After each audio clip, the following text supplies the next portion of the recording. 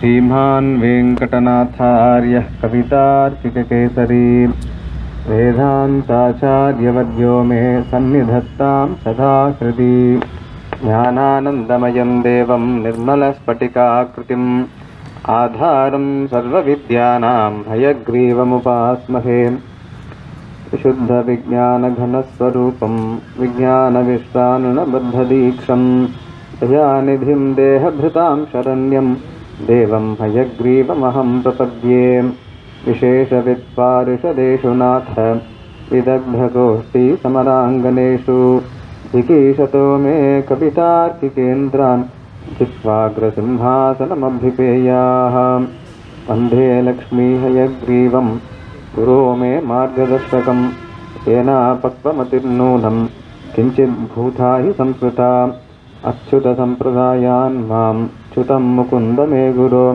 अरक्षदनुकम्पाते पदमनुसराम्यहं पद्मनाभगुरुं वन्दे सदाचार्यम् अहं सदा कुलीनं धीशुशीलादि विग्रहं शुद्धवैदिकं रामानुजतया पात्रं ज्ञानवैराग्यभूषणं श्रीमद्वेङ्कटनाथार्यं वन्दे वेदान्तदेशिकं लक्ष्मीनाथसमारम्भां नाथयामुनमध्यमाम् अस्मदाचार्यपर्यन्तां वन्दे गुरुपरम्पराम् यो नित्यमच्युतपदाम्भुजयुग्मरुक्म व्यामोहतस्तदितराणि तृणाय मेने अस्मद्गुरोर्भगवतोऽस्य दयैकसिन्धोः रामानुजस्य चरणौ शरणं प्रपद्ये वेदान्तलक्ष्मणमुनीन्द्रकृपात्तबोधं तत्पादयुग्मसरसीर्हभृङ्गराजं त्रय्यन्तयुग्मकृतभूरिपरिश्रमं तं श्रीरङ्गलक्ष्मणमुनिं शरणं प्रपद्ये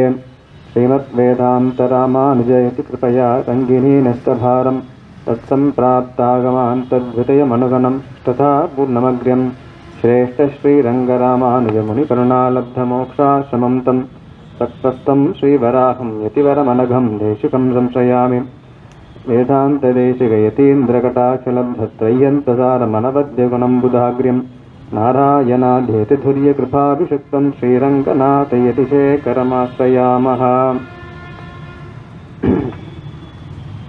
यस्तुतिं यतिपतिप्रसादिनीं व्याजहार यतिराजविंशतिं तं प्रपन्नजनचातकाम्बुदं नौमि सौम्यवरयोगिपुङ्गवं श्रीमाधवाङ्घ्रिजलजद्वयनित्यसेवा प्रेमाभिलाषय पराङ्कुशपादभक्तं कामादिदोष हरमात्मपदाश्रितानां रामानुजं यतिपतिं प्रणमामि मूर्ध्ना श्रीरङ्गराजचरणाम्बुजराजहंसं श्रीमत्पराङ्कुशपदाम्बुजभृङ्गराजं श्रीभट्टनाथपरकालमुकाब्जमित्रं श्रीवत्सचिह्नशरणं यतिराजमीडे विज्ञापनं यदिदम् अद्य तु मामखीलम् अङ्गीकुरुष्व यतिराजदयाम्बुराशे अज्ञोऽयमात्मगुणलेशविवर्जितश्च तस्मादनन्यशरणो भवतीति मत्वा इति यतिकुलधुर्यमेधमानैः श्रुतिमधुरैरुदितैः प्रहर्षयन्तं वरवरमुनिमेव चिन्तयन्ति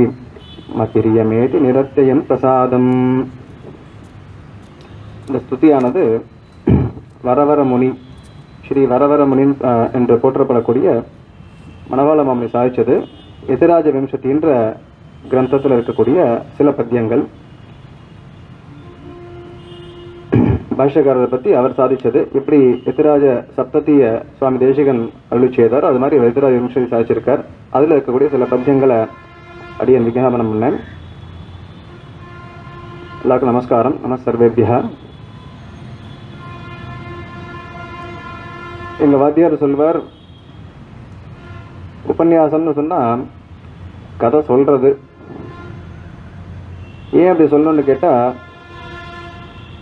கதை பண்ணுறதுன்னு இருக்குது, அப்புறம் கதை விடுறதுன்னு இருக்குது. 3 ரகம் இருக்குது.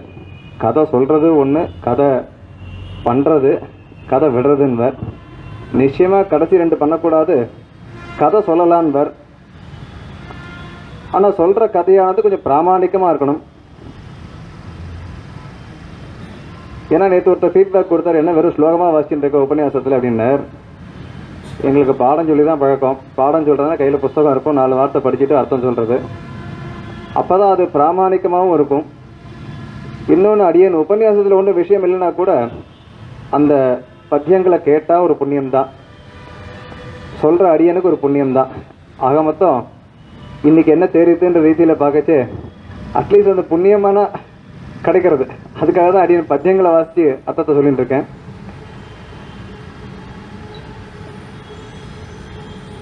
நேத்திக்கு பட்சிகள் கொடுக்குற ஒரு இன்டர்ஃபரன்ஸ், அது போக இந்த ஓணாம் பள்ளியெலாம் திரும்ப ஓடித்து ரொம்ப அமக்கலம் பண்ணிட்டு, அதில் என்னென்ன அடியேனும் கொஞ்சம் கான்சன்ட்ரேஷன் லூஸ் பண்ணக்கூடாது ரொம்ப அப்படி இதுவாக இருந்தேன். இருந்தாலும் நீங்கள் எப்போல்லாம் அதை விரட்டினாலும் அப்போல்லாம் அடி எனக்கு பயம், என்னென்ன என் மேலே பாய போகிறது அப்படின்ட்டு, பாஞ்சா எந்த பக்கம் ஓடுறான்னு நினச்சிட்டு இருந்தேன். ஆனால் அதில் ஒரு சுவாரஸ்யத்தை சொல்லலான்னு தோன்றது. எதுக்கு அந்த டாபிக் எடுத்தேன் அப்படின்னா, எல்லா ஜீவராசிகளுக்கும் அந்த அறிவுன்றது இருக்குது, அதான் ஞானம்னு சொல்கிறோம். எல்லா ஜீவராசிகளும் தன்னை உணர்றது, தன்னை காட்டிலும் வேற இருக்கக்கூடிய விஷயங்களையும் உணர்றது. அவைகளுக்கு என்ன நேற்றுக்கு ஏன் அந்த கலக்கம்னு கேட்டால், அவைகளோட இடத்துல நம்ம உட்காந்துருக்கோம், அதை பார்த்துன்னு வந்துருக்கு, என்னடா இங்கே கூடி உட்காந்துருக்கா, நம்மளோட இடத்த ஆக்குபை பண்ணுறாலேன்னு வந்து விரட்டுறது. இந்த ஒரு விஷயம் பாருங்க நம்ம எல்லாருக்கும் பொது. அதாவது அஜ்ஞானத்தில் இருக்கச்சே மனுஷன் என்ன, ஓணன் என்ன, பல்லி என்ன, எல்லாம் ஒன்று தான். எல்லாரும் அந்த சாப்பாட்டுக்காக பிரயத்தனப்படுறோம். நம்ம இடத்த காப்பாற்றிக்கிறதுக்காக நம்ம ஆற்று காம்பவுண்ட் சவருன்னு சொன்னால் அதுக்குள்ளே பக்கத்தாத்து மரத்தினுடைய இலை விழக்கூடாது, இல்லை கிளை வரக்கூடாது. இது ஏன் ஏரியா அல்லது எங்கள் ஏரியா, எல்லாமே பகவான் கொடுத்துருக்க, எல்லாம் பகவானோட சொத்தாக இருக்கிற பட்சத்தில் நாம் என்ன பண்ணுறோன்னா ஒரு காம்பவுண்ட் சவரை போட்டு என்னோடதுன்னு சொல்லிட்டு இருக்கோம். இன்னொன்று, எல்லாருக்கும் ஒரு உணர்வு பொதுவாக இருக்குது. அது என்னன்னு கேட்டால் நம்மளை காப்பாற்றிக்கிறது. யோக சூத்திரத்தை சொல்லச்சு, ஸ்வரசவாகி விதுஷோபி ததாரூடோ அபினிவேஷா, ததாரூடோபி நிவேஷான்னு பேர். அபினிவேஷான்னு சொன்னால் அந்த ஃபியர் ஆஃப் டெத் அல்லது கண்டினியூட்டி ஆஃப் லைஃப். அது வந்து ஒரு இன்ஸ்டிங்க்ட். எந்த ஒரு ஜீவராசிக்கும் பார்த்தீங்கன்னா தன்னை காப்பாற்றிக்கணுன்ற எண்ணமானது இருக்கு. இப்போ தன்னை காப்பாற்றிக்கணும்னு சொன்னால் நிச்சயமாக அந்த சரீரத்தோடு தான் அந்த பாவம். இப்போ ஆஸ்திக மதங்கள்ல ஒன்று ஒத்துருக்கா, என்ன ஒத்துருக்கான்னு சொன்னால் ஆத்மா வேற சரீரம் வேறன்னு ஒத்துருக்கா. ஆனால் அனுபவத்தில் நம்ம பார்க்கச்சு நான்ற பிரயோகமானது சரீரத்தோட சேர்ந்து தான் இருக்கு. இப்போ என்ன இதனால சிக்கல்னு கேட்டால், நம்ம சம்பிரதாயத்தை தவிர மிச்ச எல்லாருமே என்ன சொல்றா அப்படின்னு சொன்னா, அந்த எனது அப்படிங்கிற அறிவு ஜீவாத்மாவுக்கு சொந்தமானது கிடையாது. ஒன்று அறிவுன்றது ஜீவாத்மாவுக்கு சொந்தமானது கிடையாது, அல்லது தான்ற எண்ணமானது இருந்துட்டு போட்டோம், தான்ற அறிவு இருந்துட்டு போட்டோம், ஆனால் தன்னை காட்டிலும் வேற அப்படிங்கிற அறிவானது ஜீவாத்மாவுக்கு சொந்தமான விஷயம் கிடையாது. ஆனால் அறிவானது ஏற்பட்டுட்டே இருக்கு, அதை யாரும் டினை பண்ணல இல்லையா? ஞானமானது ஒரு க்ஷணம் ஏற்பட்டுட்டே தான் இருக்கு. இப்போ இந்த ஞானம் எங்கே ஏற்படுறதுன்னு சொன்னால், மிச்ச பேர்ல என்ன சொல்ற, சரீரத்துக்கே ஏற்படுறது அப்படிங்கிற. கொஞ்சம் டெக்னிக்கலாக இருக்கும், ஆனால் அது கவனிக்க வேண்டிய ஒரு விஷயம். இப்போ சரீரத்துக்கே ஏற்பட்டதுன்னு சொன்னால் பிரகிருதியே இப்போ இயங்குறதுன்னு ஆயிடுறது. அப்போ ஜீவாத்மா சரீரத்தில் இருந்தால் கூட இந்த பிரகிருதியை என்ன பண்ண தானே இயங்குறதுன்னு ஆகிடும். அப்போ இங்கே இருக்கக்கூடிய எல்லா வித்தியாசங்களுக்கும் அந்த பிரகிருதி காரணம் ஆயிடுறது. இப்போ ஆனால் அது ஒத்துக்க முடியாத ஒரு விஷயம். ஏன்னா பொதுவாக நம்ம ஒரு பலனை அனுபவிக்கிறோம்னு சொன்னால், அந்த பலனை அனுபவிக்கிறதுக்கு முன்னாடி அந்த காரியத்தை நம்ம பண்ணியிருக்கணும்.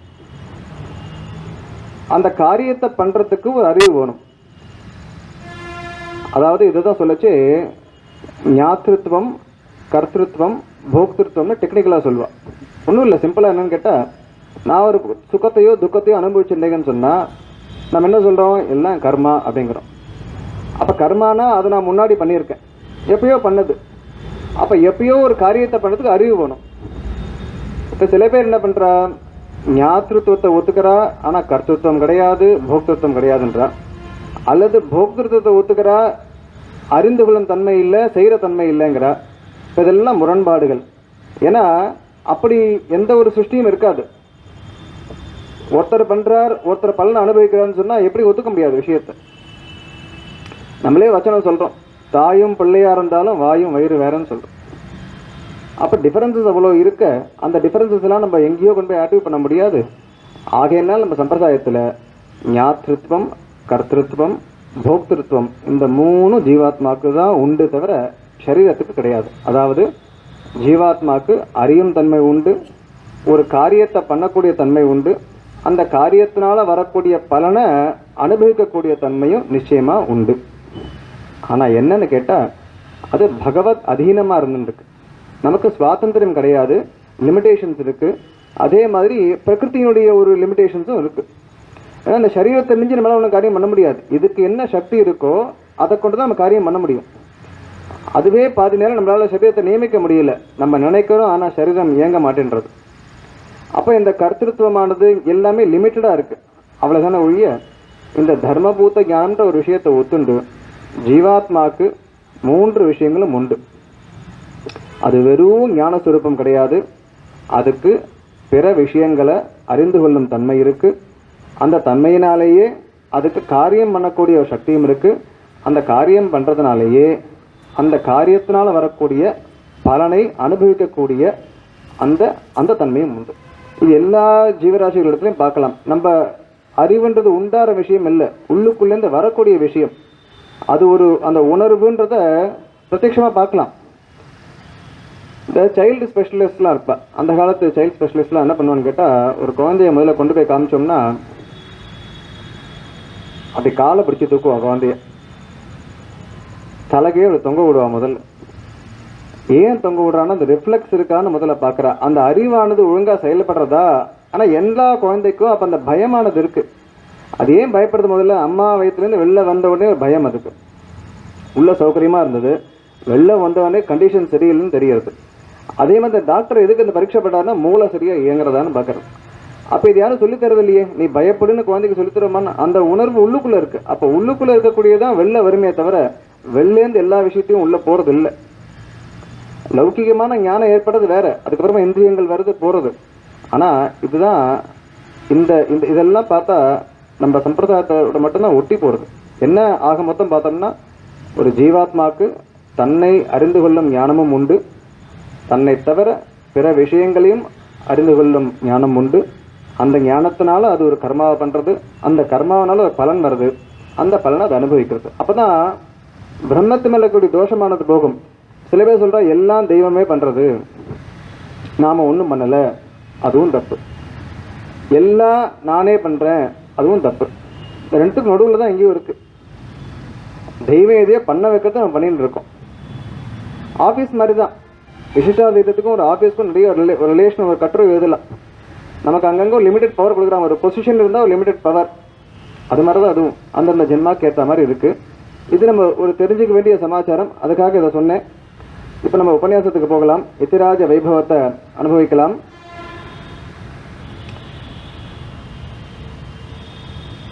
ராமானுஜாச்சாரிய சரணப்பிரவணம் பரதேவவத் வட்டுக்க பூர்ணமகம் வந்தே பரஜான பயோநிதியம் அப்படின்ற வட்டுக்க பூர்ண அவருடைய வட்டுக்க நம்பியினுடைய தனியனை அனுசந்தானம் பண்ணிட்டு, நேற்றைய தினம் ததஸ்ஸ பூர்ணோபி ததாந்தரஜ்ஞः சம்மானயந்தம் சத்யதி சார்வபௌமம் தத் தரிசனம் சேத மிதீரிய துஷ்டः கட்டாட்சயன்னு லக்ஷ்மண தர்சனம் தத்துன்னு கோஷ்டி பூர்ணன்னு சொல்லக்கூடிய திருக்கோஷூர் நம்பி இது இவருடைய தரிசனம், இது எம்பெருமானார் தரிசனம்னு தீர்மானம் பண்ணி, அதனால் அவருக்கு ஒரு விசேஷமான கடாட்சத்தை அருளி மேற்கொண்டு இவர் இதை நடத்தி வைப்பதுன்னு சொன்னார். ஒருத்தர் சொன்னார், என்ன சுவாமி உபன்யாசம் பண்ணிட்டு ஒன்றும் பாலிடிக்ஸ்லாம் விஷயம் சொல்கிறதே இல்லையே அப்படின்னு. ஏதாவது சொல்ல வேண்டாமா உபன்யாசம், அதாவது கரண்ட் அஃபேர்ஸை இழுக்க வேண்டாமா அப்படின்னார். அதனால ஒரு சின்ன விஷயத்த சொல்கிறேன். பத்னியும் பரித்தியஜ்ய வீதராகன்னு இதை பார்த்தோம். பாஷ்யக்காரர் அவருடைய பத்னியை தியாகம் பண்ணார், சன்னியாசம் வாங்கிக்கிறதுக்காக பார்த்தோம். அது ராமனாகட்டும் ராமானுஜனாக இருக்கட்டும் இல்லை இந்த நாட்டு பிரதம மந்திரியாக இருக்கட்டும், யாராக இருந்தாலும் அவன் பத்தினியை விட்டால் தேர் டார்கெட் ஃபார் கிரிட்டிசிசம் தான்ன்றது நமக்கு தெரிகிறது. அவ்வளோதான் அந்த பொலிட்டிக்கல் லிங்க். அதுக்கப்புறம் நீங்கள் புரிஞ்சுக்குங்க. அதற்கடுத்து கதையை பார்க்கலாம். இப்போது அடுத்த ஸ்லோகத்தில், அதாவது இன்னும் வரப்போகிற சில ஸ்லோகங்களில் யார் யார்கிட்டேருந்து பாஷ்யக்காரர் என்னென்ன அதிகரித்தார், என்னென்ன கத்துண்டாருன்னு பார்க்கலாம். ததஸ்ஸ ராமானுஜ சம்யமீந்திரோ குரும் மகாபூர்ணமவந்ததாத புனश्च ரங்கேஷ குரு கிரஹீத்தும் காஞ்சித் விசேஷான் சததாதிதேஷ. அதற்கு பிறகு திருக்கோஷூர் நம்பியிடத்திலிருந்து பாடத்தை கத்துண்டு திரும்பி ஸ்ரீரங்கத்துக்கு வரார். வந்து மகாபூர்ண பெரிய நம்பியை மறுபடியும் வணங்குறார். அவரை சேவிச்சுட்டு அடுத்தது என்ன, அதாவது அடிக்கடி நம்ம நம்முடைய ஆச்சாரியர்களை போய் தண்டம் சமர்ப்பிச்சுட்டு நம்ம பண்ணக்கூடிய காரியங்கள்லாம் சொல்லி மேலும் ஏதாவது பண்ணுறதுக்கு ஆசைப்பட்டால் அவகிட்ட உத்தரவு வாங்கிக்கிறோம். ஆச்சாரியனிடத்துல ஒரு ஆகிய வாங்கிட்டு பண்ணக்கூடிய கைங்கிறதுக்கு ஒரு சிரேஷ்டம் உண்டு. நம்மளாம் எதையாவது பண்ணிட்டு மாட்டிக்க வேண்டாம். அவர்கிட்ட ஒரு வார்த்தை சொல்லிவிட்டு அவருடைய ஒரு அணுகியை வாங்கிட்டு பண்ணுறதுன்றது ஒரு சிரேஷ்டமான காரியம். அப்போ பாஷ்யக்காரர் மகாபூர்ணரை போய் தண்டம் சமர்ப்பிக்கிறார். எடுத்து என்ன பண்ணுறதுன்னு கேட்குறார். அப்போ சொல்கிறார், ரங்கேஷ குரு கிரகீதம். ரங்கேஷர்னு சொன்னால் திருவரங்க பெருமாளரையர்னு அவருக்கு பெயர். அவர் ஆளவந்தாருடைய குமாரர் மற்றும் சிஷ்யர். அவரிடத்துல போய் நீ மேற்கொண்டு வாசிப்பதுன்னு சாதிச்சார். சம்பிரதாய பரிசுத்தின்ற கிரந்தத்தில் சுவாமி தேசிகன் ரொம்ப அழகாக சாதிச்சிருக்கார். பாஷ்யக்காரருக்கு யார் யாரெல்லாம் ஆச்சாரியர் இருந்தார், யார்கிட்ட என்னென்ன கத்துண்டார்தெல்லாம் அங்கே அழகாக சாதிச்சிருக்கார். இப்போது திருவரங்க பெருமாள் அரையருடைய அவருடைய இடத்துக்கு போய் பாஷ்யக்காரர் பிரார்த்திக்கிறார். சதச்சடாரேர் சரம பிரபந்தம் ததர்த்தசாரம் சுகவி பிரபந்தம் ஸ்தோத்ரத்வயம் சார்த்த விசேஷயுக்தம் தஸ்மாத் கிரஹீத்வா புனராபபூர்ணம். அந்த அவருடைய இடத்துல ஷடாரியினுடைய சரம பிரபந்தம், சரமன்ற வார்த்தைக்கு நேற்று அர்த்தம் பார்த்தோம். சரமன்னா கடைசின்னு அர்த்தம். திருவாய்மொழி தான் நம்மாழ்வார் சாதிச்ச கடைசி பிரபந்தம். 4 பிரபந்தங்கள் சாதிச்சிருக்கார். திருவிருத்தம், திருவாசிரியம், பெரிய திருவந்தாதி, அதற்கு பிறகு திருவாய்மொழி. அந்த திருவாய்மொழியினுடைய ஒரு சந்தையோ அல்லது அதனுடைய அர்த்த விசேஷங்களை தெரிஞ்சுக்கிறதுக்காக அவரிடத்துல போய் பிரார்த்தனை பண்ணார். அதற்கு பிறகு சுகவி பிரபந்தம் போட்டார். சுகவின்னு சொன்னால் மதுர கவி. மதுர கவி ஆழ்வாருடைய அந்த 11 பாசுரங்கள், கண்ணன் சிறுத்தாம்பு, அதில் பொதிஞ்சி இருக்கக்கூடிய அர்த்தங்கள் பார்த்தா சின்ன பிரபந்தம் மாதிரி இருக்குது, ஈஸியாக நம்ம வாசிக்க வர மாதிரி இருக்குது. ஆனால் அதுக்குள்ளே பல அர்த்தங்கள் பொதிஞ்சிருக்கு. இன்பத்தில் இறைஞ்சுதல்னு சுவாமி தேசிகன் தனி பாசுரமே பண்ணியிருக்கார். ஒரு பத்தியத்துக்கும் ஒரு பத்தியத்துக்கும் ஒரு வார்த்தையை போட்டு அழகாக பிரபந்தம் சாதிச்சிருக்கார். இதில் ஒரு விஷயம் சொல்லணும். என்னன்னு கேட்டால், ஆழ்வார்களுக்கு என்ன ஏற்றம்னு கேட்டால், வெறும் பக்திமான்கள் இல்லை, ஞானபூர்வகமான பக்திமான்கள். மதுரகவியார் விற்த்தாந்தத்தை லகுவாக பார்த்தோம்னா,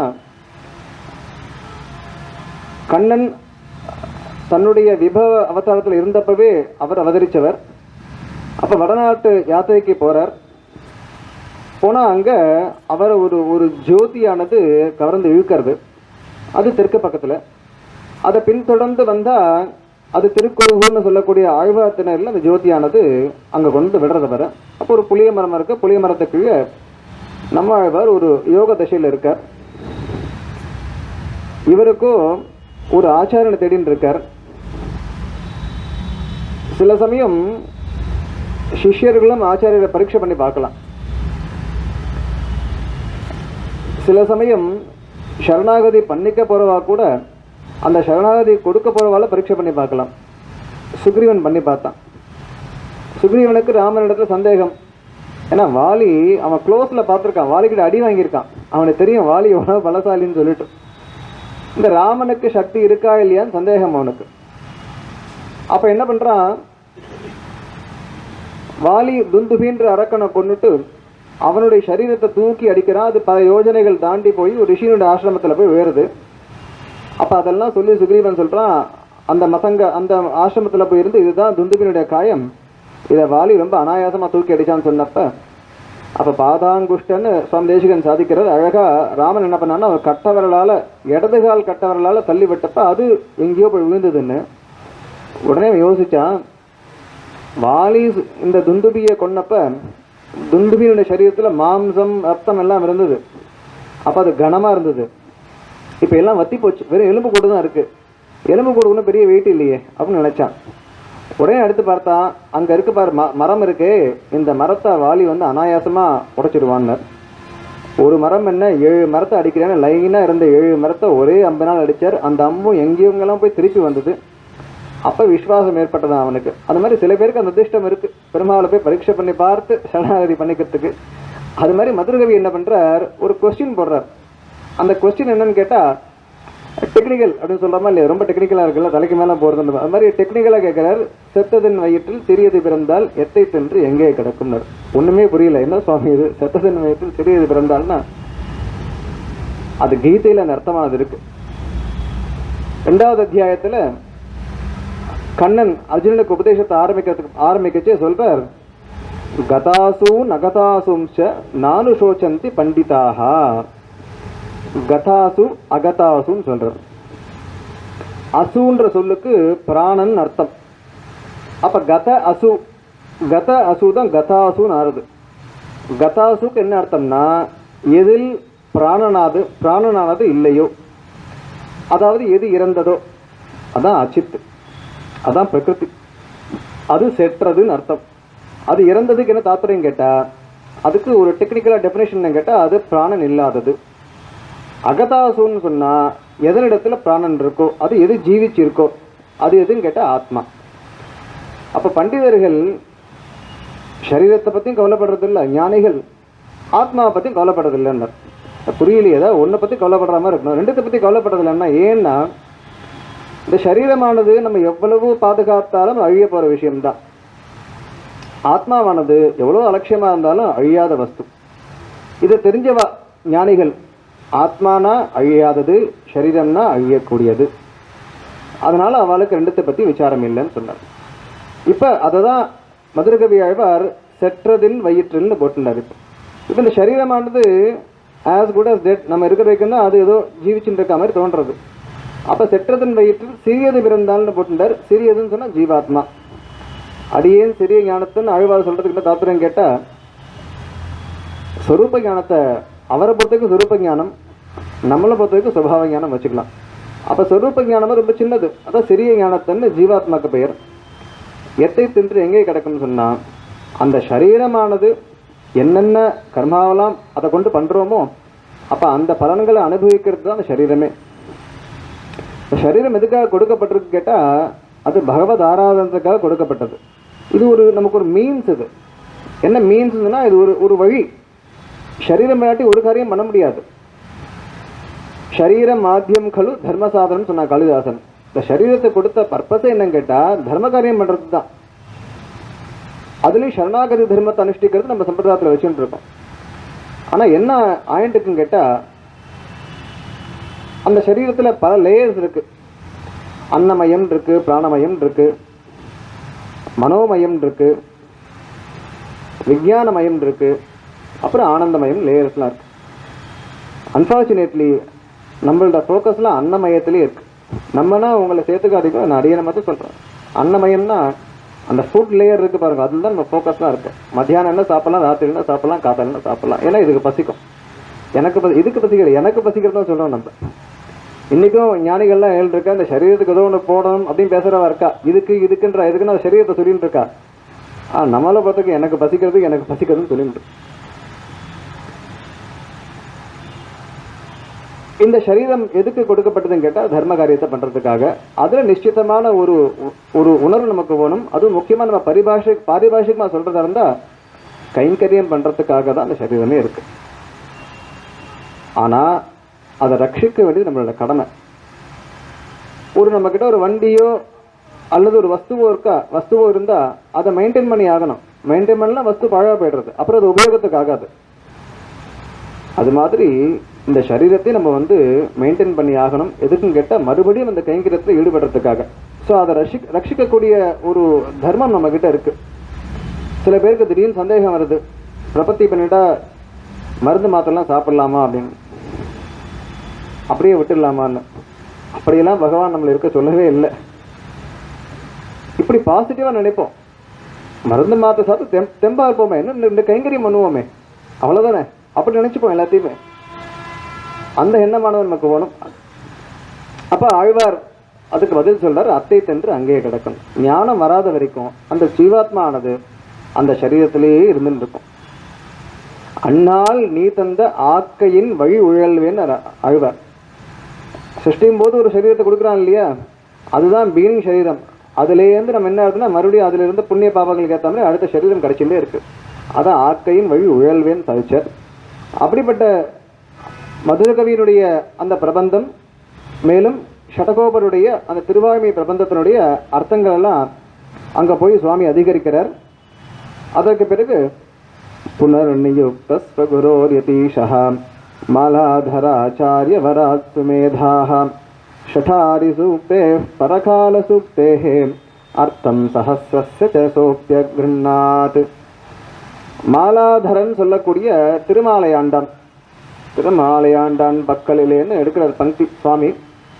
அந்த திருமாலையாண்டான் ஆச்சாரியிடத்தில் போயிட்டு மறுபடியும் திருவாய்மொழிக்கு உண்டான சில அர்த்த விசேஷங்களை கற்றுண்டு கலியனுடைய சூக்திகள், அந்த சூக்திகளுடைய அர்த்தங்களை ரகசியமாக போய் கேட்டு தெரிஞ்சுக்கிறார். அதற்கு பிறகு ஒரு சுவாரஸ்யமான பத்தியம் என்னன்னா, ஏவம் விதோர்த்தோ கிச்சுதோ பவேத் இதி உக்தோ க்வசித் தத்ர இதீஸ்வரேன ஸ்ருத்வா குரு பூர்ண யுகாய சாஹ தாபியாம் ச தேனாப்யபிநந்திதஸ்ஸஹ. திருமாலையாண்டான் திருவாய்மொழிக்கு அவருக்கு அர்த்தம் சொல்ல ஒரு பாசுரத்துக்கு பாஷ்யக்காரர் அந்த அர்த்தத்தை ஸ்வீகரிச்சுக்கல. இப்படி சொல்றதுக்கு பதிலாக இந்த மாதிரி சொன்னா தேவலையா இருக்குமேன்னு தோன்றதுன்னு பாஷ்யக்காரர் கத்துக்க போனவர் அதுக்கு ஒரு வியாக்கியானத்தை சொல்றார். என்ன பாசுரம் சொன்னா, அரியா காலத்துள்ளே அடிமைக்கு அன்பு செய்வித்து அரியா மாமாயத்து அடியேனை வைத்தாயால்னு அந்த பாசுரமானது போது திருவாய்மொழியில அறியாமை குரலாய் நிலம் மாவலி மூவடி என்று அறியாமை வஞ்சித்தாய் எனதாவி உள்கலந்தேன்னு பாசுரம். அந்த பாசுரத்தில் ஒரு சின்ன சுவாரஸ்யத்தை பார்த்துட்டு நம்ம இந்த கதைக்கு வருவோம். ஆழ்வார் சாதிக்கிறார், அறியாமை குரலாய் நிலம் மாவலி மூவடி என்று. குரல்னா வாமன அவதாரம். எவ்வளவு ஒரு சிறிய உருவம் சொன்னா அந்த குழந்தைக்கு போய் கேட்க கூட தெரியலையா. நிலம் மாவலி மூவடி, கொடுனே சொல்லல, கிரியாபதம் கூட போட தெரியலையா, அதாவது வேர்பு கூட போட தெரியலையா. நிலம் மாவலி மூவடி. நம்ம ஆத்து குழந்தைகள்லாம் அம்மா அப்புச்சி அவள்தான் சொல்லும், கொடுன்னு கூட சொல்லாது. அம்மாவுக்கு தெரியுமே, அம்மா அப்புச்சின்னா அம்மா ஒன்று அப்புச்சி கொடுக்க போறா, ஏன்னா அந்த ஸ்டேஜில் அவ்வளோதான். அது மாதிரி நிலம் மாவலி மூவடி நிலம், அவ்வளோதான், முடிஞ்சு போச்சு அப்படின்னு ஆழ்வார் அனுபவிக்கிறார். அதான் போட்டினார், அறியாமை குரலாய் நிலம் மாவலி மூவடி என்னன்னார். இப்போ நமக்கு இங்கே என்ன விஷயம்னு கேட்டால், அரியா காலத்துள்ளே அடிமைக்கு அன்பு செய்வித்து அரியா மாமாயத்து அரியணை வைத்தாயான்ற ஒரு அர்த்தம் என்னன்னு கேட்டால், இந்த மாதிரி நீ எனக்கு அன்னைக்கு ஒரு ஞானத்தை கொடுத்து உனக்கு கைங்கரியம் பண்ணுறதுக்கான புத்தியை கொடுத்த, இன்னைக்கு மறுபடியும் நான் இந்த அஜ்ஞானத்தில் ஊதுன்னு இருக்கேனேன்னு ஆழ்வார் சாதிக்கிறது ஒரு அர்த்தம். ஆனால் பாஷ்யக்காரர் பார்த்தார், ஏன் அப்படி சொல்லணும், அவர் அர்த்தத்தை திருப்பதர். இந்த பிரகிருதி மண்டலத்தில் ஊதில் இருந்த எனக்கு நீ இப்படி ஒரு காரியத்தை கொடுத்துருக்கே, கைங்கரியம் பண்ணுறதுக்கான ஒரு புத்தியை கொடுத்துருக்கேன்னு அர்த்தத்தை மாற்றினார். அப்போ மாலாதாரருக்கு, அதாவது திருமாலையாண்டானுக்கு, சரி இங்கே நம்ம ஸ்டாப் பண்ணுவோம், போய் நான் எங்கள் ஆச்சார இடத்துல கேட்டுன்னு வரேன்னு சொல்லிட்டு பெரிய நம்பியும் திருக்கோஷ்டி நம்பியும் போய் இந்த அர்த்தத்தை பிரார்த்திக்க, அவள் சொல்கிறா, ஆமாம் ஆமாம் ஆளவந்தார் இந்த அர்த்தத்தையும் சாதிச்சவருண்டுன்னு சொல்கிறேன். அப்போ அந்த மாதிரி அர்த்தமும் முன்னாடியே இருந்திருக்கு. இது எப்படி தெரியும், எப்படி தோன்றும்னு கேட்டால், அந்த பாவம் இருந்தால் தான் தோன்றும், அந்த குருனுடைய கட்டாட்சம் இருந்தால் தான் அப்படி தோன்றும். உடனே அவள் எல்லாம் சொல்கிறா, அந்த சிஷ்யரை பாஷ்யக்காரர் எல்லாரும் ஆமோதிக்கிறா, இதுதான் சரியான அர்த்தம்னு அங்கே சாதிக்கிறா. அப்படி ஒரு நிகழ்வு. ஏவம் ரகசியார்த்தம் விசேஷயுக்தம் வேதாந்தம் ஆச்சாரிய கணாததீத்ய கூலேஷ வாக்கியேஷ முகைஷ்ச சிஷ்யைஹி உவாசரங்கே முதிதோ யதீஷः. இப்படி வேதாந்தத்தில் இருக்கக்கூடிய சூக்ஷ்மமான அர்த்தங்கள் எல்லாம் 4000 திவ்ய பிரபந்தம் கொண்டும் மேலும் சில விஷயங்களை கொண்டு தெரிஞ்சுட்டு பாஷ்யக்காரர் ஸ்ரீரங்கத்திலே இருக்கார். கூரத்தாழ்வான் நடாதுராழ்வான் போன்ற சிஷ்யர்களுக்கெல்லாம் அந்த பாடங்கள்லாம் சொல்லி திருடீகரணம் பண்ணிட்டு இருக்கார். அப்போ ததஸ்ததாத்ரேயஜதார்த்திஹர்த்தா நதார்த்திஹர்த்தா யதீஷபாதாம்புருஹம் பிரபன்னஹ பிள்ளானபிக்ய ஸ்வபித்ருஷ்வசுஷ்ச ஸ்ரீசைலபூர்ணஸ்ய சுதம் நிவேத்ய. திருமலை நம்பிக்கு அவருடைய தேவிகள், அந்த தேவிகளுடைய சகோதரர் புத்திரர், அவர் தான் பிரணதார்த்திஹரன் அவருக்கு பெயர், கிடாம்பியாச்சான்னு அவருக்கு பெயர். அப்போ திருமலை நம்பிக்கும் ஒரு புத்திரன் பிறக்கிறார். 2 பிள்ளைகள் திருமலை நம்பிக்கு. முதல் பிள்ளைக்கு பிள்ளைன்னே பெயர், 2வது பிள்ளைக்கு பிள்ளான்னு பெயர். பின்னாடி அவ பெயரெல்லாம் மாற போகிறது. இப்போ இந்த பிரணதார்த்தி ஹரர் அதுதான் இவருடைய இயற்பெயர். அதை இங்கே போட்டுனா நதார்த்தி ஹரர்னு போட்டு நதார்த்தி ஹர்த்தான்னு போட்டுட்டார். ஏன்னா அதெல்லாம் அந்த சந்தஸ்க்காக நேற்றுக்கே பார்த்தோம், ஒரு பெயரை அப்படியே போட முடியாது, அதுக்காக போட்டுட்டார். என்ன பண்ணுறாருன்னா, அவர் ஆத்திரேய குலத்தை சேர்ந்தவர். அவர் பிள்ளானியை அழிச்சுண்டு இங்கே ராமானுஜரை சேவிக்கிறார். அதுக்கு திருமல் நம்பி முதல்ல அவளை ஆக்ஞா கொடுத்து அனுப்புகிறார். அதாவது இங்கே முக்கியமான சம்பவங்களை மட்டும்தான் அதில் மென்ஷன் பண்ணுறார். இதுக்கு முன்னாடி என்ன சொல்லணும்னு கேட்டால், பாஷ்யக்காரருடைய புகழானது திருமலைக்கு ஏற்கனவே பரவி இருந்தது. பரவி இருந்தப்ப திருமல் நம்பியுடைய குமாரர்கள் சின்னவா இருந்தால் கூட அவளுக்கு இந்த பெருமைகள்லாம் கேள்விப்பட்டு, ஏன்னா அவள் உறவு தானே, மாமா பிள்ளை அத்தை பிள்ளை, அப்போ அவளுக்கு ஒரு ஆர்வமானது ஜாஸ்தியாக இருந்துதான் போய் பாஷ்யக்காரரை சேவிக்கணும்னு சொல்லிட்டு. அப்போ அவள் பர்மிஷன் வாங்கிட்டு வரா. அப்போ திருமல் நம்பி என்ன சொல்லி அனுப்புறாருன்னா, நீ போய் சேவிச்சுட்டு வா, பாஷ்யக்காரர் அந்த வெங்கடேஷனா பாவிச்சுக்கோன்னு சொல்லி அனுப்புறார். ஆஜான சத்ருத்த யதீஷ பக்தி தத் சேவனேச்சாதிபி தத் சுதஸ்ய ஸ்ரீசைல பூர்ணோக்தம் அபீஷவோச்சத் ஸ்ரீ வெங்கடாத்ரீஷமிமம் பஜேதி. உடனே சொல்லி அனுப்புறார், போயிட்டு வாங்கோ, அந்த ராமானுஜரையே வெங்கடாத்ரீஷன் சொன்னால் அந்த வெங்கடேஷனா பாவிச்சுண்டு தாராளமாக போய் சேவிச்சுட்டு வாங்கன்னு சொல்லி அனுப்புகிறார். உடனே இங்கே கிடாம்பி ஆச்சானம் பிள்ளானும் சேவிக்கிறார். சம்வீக்ஷபாலம் சததைவ சர்வ மந்த்ரான் சஹார்த்தான் பிரணதார்த்திஹர்த்ரே விசேஷ தன்மங்கள திவ்ய தேக சம்ரக்ஷணோ பூத் ததையேவ சோபி. கிடாம்பியாச்சான் வந்த உடனேவே பாஷ்யக்காருடைய திருமேனியை பார்த்துக்கிற ஒரு கைங்கரியம் அவருக்கு. பார்த்து ஆச்சாரியனுடைய, அதாவது ஆச்சாரியனை சம்ரக்ஷணம் பண்ண வேண்டியது சிஷ்யனோட கடமை, சிஷ்யனுக்கு நற்கதி ஏற்படுத்துறது ஆச்சாரியனோட கடமை. இப்படி பரஸ்பரம் 2 பேருக்கும் ஒரு கடமை இருக்குது. அப்படி பண்ணச்சே பாஷ்யக்கார் 2 பேரையும் கடாட்சிக்கிறார். ஆனால் குறிப்பாக கிடாம்பி ஆச்சானுக்கு என்ன ஒரு இதுன்னு கேட்டால், பாஷ்யக்காரோட திருமேனி மேலே அவருக்கு ஈடுபாடு, அந்த திருமேனியை சம்ரக்ஷணம் பண்ணணும்னு. ஆனால் என்ன ஆறுதுன்னு கேட்டால், தத கதாச்சித் விஷயுக்த பிக்ஷாம் ஞாத்வா யதீஷஸ்திதனோபவாதः நிஷம்ய தத்வாவபி பூர்ணவர்யௌ கோஷ்டி புராத் ஆபதுராஷு சங்கம். ஒரு முறை, அதாவது அசூயன்றது இன்னைக்கு நேற்றுக்கு இருக்கிற விஷயம் இல்லை, அசூயன்றது எப்பவுமே இருக்கிற விஷயம்தான். ஸ்ரீரங்கத்தில் எல்லாரும் இருந்தா, அந்த காலத்தில் எல்லாரும் இருந்தான்னு சொன்னால் பிற மதத்தை பிற சம்பிரதாயத்தை சேர்ந்தவங்க எல்லாருமே இருந்தா. அப்போ திடீர்னு ஒருத்தர் மாத்திரம் பிரபலம் ஆறாருன்னு சொன்னால் இதர சம்பிரதாயத்தை சேர்ந்தவாளுக்கும் ஒரு அசூயை வரும். என்னடா அது, எப்படி எல்லாருக்கும் என்ன திட்டம்னு கேட்டால், எப்படி கதையை முடிக்கலாம், அதுதான் அவளுடைய ஒரு இது.